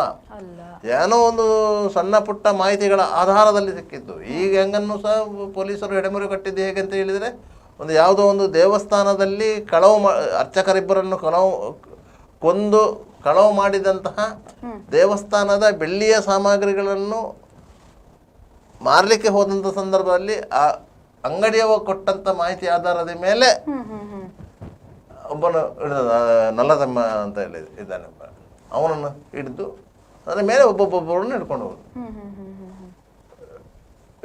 ಹೋದದ್ದು. ಅವನನ್ನು ಕರ್ಕೊಂಡು ಹೋದಾಗ ಅವನು ಸಹ ಬೇರೆ ಬೇರೆ ಮನೆ ತೋರಿಸ್ಕೊಂಡು ಹೋಗಿದ್ದಾನೆ, ಯಾಕಂದ್ರೆ ಈ ಮನೆಯಲ್ಲಿದ್ದವ್ರು ಓಡ್ಲಿ ಅಂತ ಹೇಳಿ ಆ ರೀತಿಯಾಗಿ ಮಾಡಿದ್ದಾರೆ. ಆದರೂ ಪೊಲೀಸರು ಬೆನ್ನು ಬಿಡದೆ ಸುಮಾರು, ಯಾಕಂತ ಹೇಳಿದ್ರೆ ಅವನು ಈ ಸಾಮಾನ್ಯವಾಗಿ ಪೊಲೀಸರಿಗೆ ಒಬ್ಬರನ್ನು 24 ಗಂಟೆಗಳಿಂದ ಜಾಸ್ತಿ ಕಾಲ ಕಸ್ಟಡಿಯಲ್ಲಿ ಇಟ್ಕೊಳ್ಳಿಕ್ಕೆ ಆಗೋದಿಲ್ಲ. ತಪ್ಪು ಮಾಡಿದ್ರು ಅವರನ್ನು 24 ಗಂಟೆಗಳ ಕಾಲ ಮಾತ್ರ ಇಂಟ್ರಗೇಷನ್ಗೆ ವಶದಲ್ಲಿ ಇಟ್ಕೊಳ್ಳಿಕ್ಕೆ ಅವಕಾಶ ಇರೋದು ಇಲ್ಲ. ಆದರೆ ಇವರನ್ನೆಲ್ಲ ಅವರು ತಿಂಗಳಗಟ್ಟೆ ಎಲ್ಲೆಲ್ಲೋ ಮನೆಯಲ್ಲಿ ಇಟ್ಕೊಂಡಿದ್ರು, ಪೊಲೀಸ್ ಸ್ಟೇಷನಲ್ಲಿ ಇಟ್ಕೊಂಡಿರಲಿಲ್ಲ. ಅದಕ್ಕಂತಲೇ ಒಂದು ಮನೆ ಮಾಡಿ ಇಂಟ್ರಾಗೇಷನ್ ಮಾಡಿದ್ವಿ. ಯಾಕಂತ ಹೇಳಿದರೆ ಅವರಿಗೊಂದು ಜವಾಬ್ದಾರಿ ಇತ್ತು, ಎಷ್ಟೋ ಪ್ರಕರಣವನ್ನು ನಾವು ಪತ್ತೆ ಹಚ್ಚಬೇಕು ಅಂತೇಳಿ ಹಿರಿಯ ಪೊಲೀಸ್ ಅಧಿಕಾರಿಗಳು ಅವರಿಗೆ ಆ ಸಂದರ್ಭದಲ್ಲಿ ಸಪೋರ್ಟ್ ಮಾಡಿದರು. ಅದರಿಂದ ಇಂಥ ಪ್ರಕರಣಗಳನ್ನು ಭೇದಿಸೋಕ್ಕೆ ಸಾಧ್ಯ. ಅದಕ್ಕೆ ಹೇಳೋದು ನಾವು ಇಟ್ ಇಸ್ ಎ ಪೊಲೀಸಿಂಗ್ ಅಂತ ಹೇಳಿ. ನಿಮಗೆ ಕಣ್ಣಿಗೆ ಕಾಣುವ ಅಪರಾಧಗಳು ಅಂತ ಇರ್ತದೆ ನಮಗೆ. ಯಾವುದು? ಹೆಲ್ಮೆಟ್ ಹಾಕದೆ ಬೈಕಲ್ಲಿ ಹೋಗ್ತಾ ಇರುವವನು, ಅವನನ್ನು ಹಿಡಿಯುವುದು ದೊಡ್ಡ ಸಮಸ್ಯೆ ಅಲ್ಲ. ಬೋರ್ಡ್ ಹಾಕಿಕೊಂಡು ಆಗುವಂತಹ ಅಕ್ರಮ ಚಟುವಟಿಕೆಗಳು, ಅವರನ್ನು ಹಿಡಿಯುವುದು ದೊಡ್ಡ ಸಮಸ್ಯೆ ಅಲ್ಲ. ಪೊಲೀಸರು ಮಾಡಬೇಕಾದ ನೈಜ ಕಾರ್ಯ ಯಾವುದಂತಂದ್ರೆ ಇಂತಹ ಪ್ರಕರಣಗಳನ್ನು ಇಂತಹ ಪ್ರಕರಣಗಳನ್ನು ಭೇದಿಸುವುದು, ಇದು ಪೊಲೀಸರು ಮಾಡಬೇಕಾದ ನೈಜ ಕಾರ್ಯ. ಅಂತ ಪೊಲೀಸಿಂಗನ್ನು ಪೂರ್ವ ಪೊಲೀಸರು ಮಾಡಿದ್ದಾರೆ. ಅದರಿಂದಾಗಿ ಮಂಗಳೂರು ನಗರ ಪೊಲೀಸ್ ಆಯುಕ್ತರು ಹೇಳಿದ್ದಾರೆ, ಇವರಿಗೆ ನಾವು ಬಹುಮಾನ ಕೊಡಬೇಕು, ಅದಕ್ಕೆ ಬೇಕಾಗಿ ನಾನು ಡಿಜಿಗೆ ರೆಫರ್ ಮಾಡಿದ್ದೇನೆ ಅಂತ ಹೇಳಿ. ಡಿಜಿಗೆ ರೆಫರ್ ಮಾಡಿದೆ ಕಮಿಷನರೇ ಈಗ ಬಹುಮಾನ ಕೊಟ್ಟಾರೆ, ಕ್ಯಾಶ್ ರಿವಾರ್ಡ್ ಅಂತ ಕೊಡ್ತಾರೆ. ಅವರಿಗೆ ಲಿಮಿಟ್ ಇದೆ, ಇಷ್ಟೇ ಕೊಡಬೇಕು ಅಂತೇಳಿ. ಕಮಿಷನರಿಗೆ 1 ಲಕ್ಷಕ್ಕಿಂತ ಜಾಸ್ತಿ ಹಣ ಕೊಡಲಿಕ್ಕೆ ಆಗೋದಿಲ್ಲ, ಅಷ್ಟೇ ಕೊಡಲಿಕ್ಕೆ. ಅದಕ್ಕಿಂತ ಅದೇ ಡಿಜಿ ಆದರೆ 10 ಲಕ್ಷದವರೆಗೆ ಕೊಡ್ತಾರೆ ರಿವಾರ್ಡು. ಅಷ್ಟು ಇಡೀ ಟೀಮ್ಗೆ ಹಂಚಲ್ಪಡ್ತದೆ. ಆ ರೀತಿಯಾಗಿ ಅದಕ್ಕೆ ರೆಫರ್ ಮಾಡ್ತೇನೆ ಅಂತ ಹೇಳಿದ್ದಾರೆ. ಯಾಕಂದರೆ ಇದು ಆ ಮಟ್ಟದಲ್ಲಿ ರಿವಾರ್ಡ್ ಸಿಗುವಂಥದ್ದು ಅಂತ ಅವ್ರಿಗೆ ಸಿಗಲೇಬೇಕು, ಖಂಡಿತವಾಗಿ ಸಿಗಬೇಕು. ಸರ್, ಇವಿಷ್ಟು ಮಾಹಿತಿ ನೀಡಿದ ನಿಮಗೆ ಧನ್ಯವಾದಗಳು. ಇದಾಗಿತ್ತು ಈ ಹೊತ್ತಿನ ಸುದ್ದಿಗೊಂದು ಗುದ್ದು. ಮತ್ತೆ ಇನ್ನಷ್ಟು ಸುದ್ದಿ ನಿಮ್ಮ ಮುಂದೆ ಬರ್ತೀವಿ. ಅಲ್ಲಿವರೆಗೂ ನಿರಂತರ ಸುದ್ದಿ, ಮಾಹಿತಿ ಮತ್ತು ಮನೋರಂಜನೆಗಾಗಿ ವೀಕ್ಷಿಸಿ V4 ನ್ಯೂಸ್.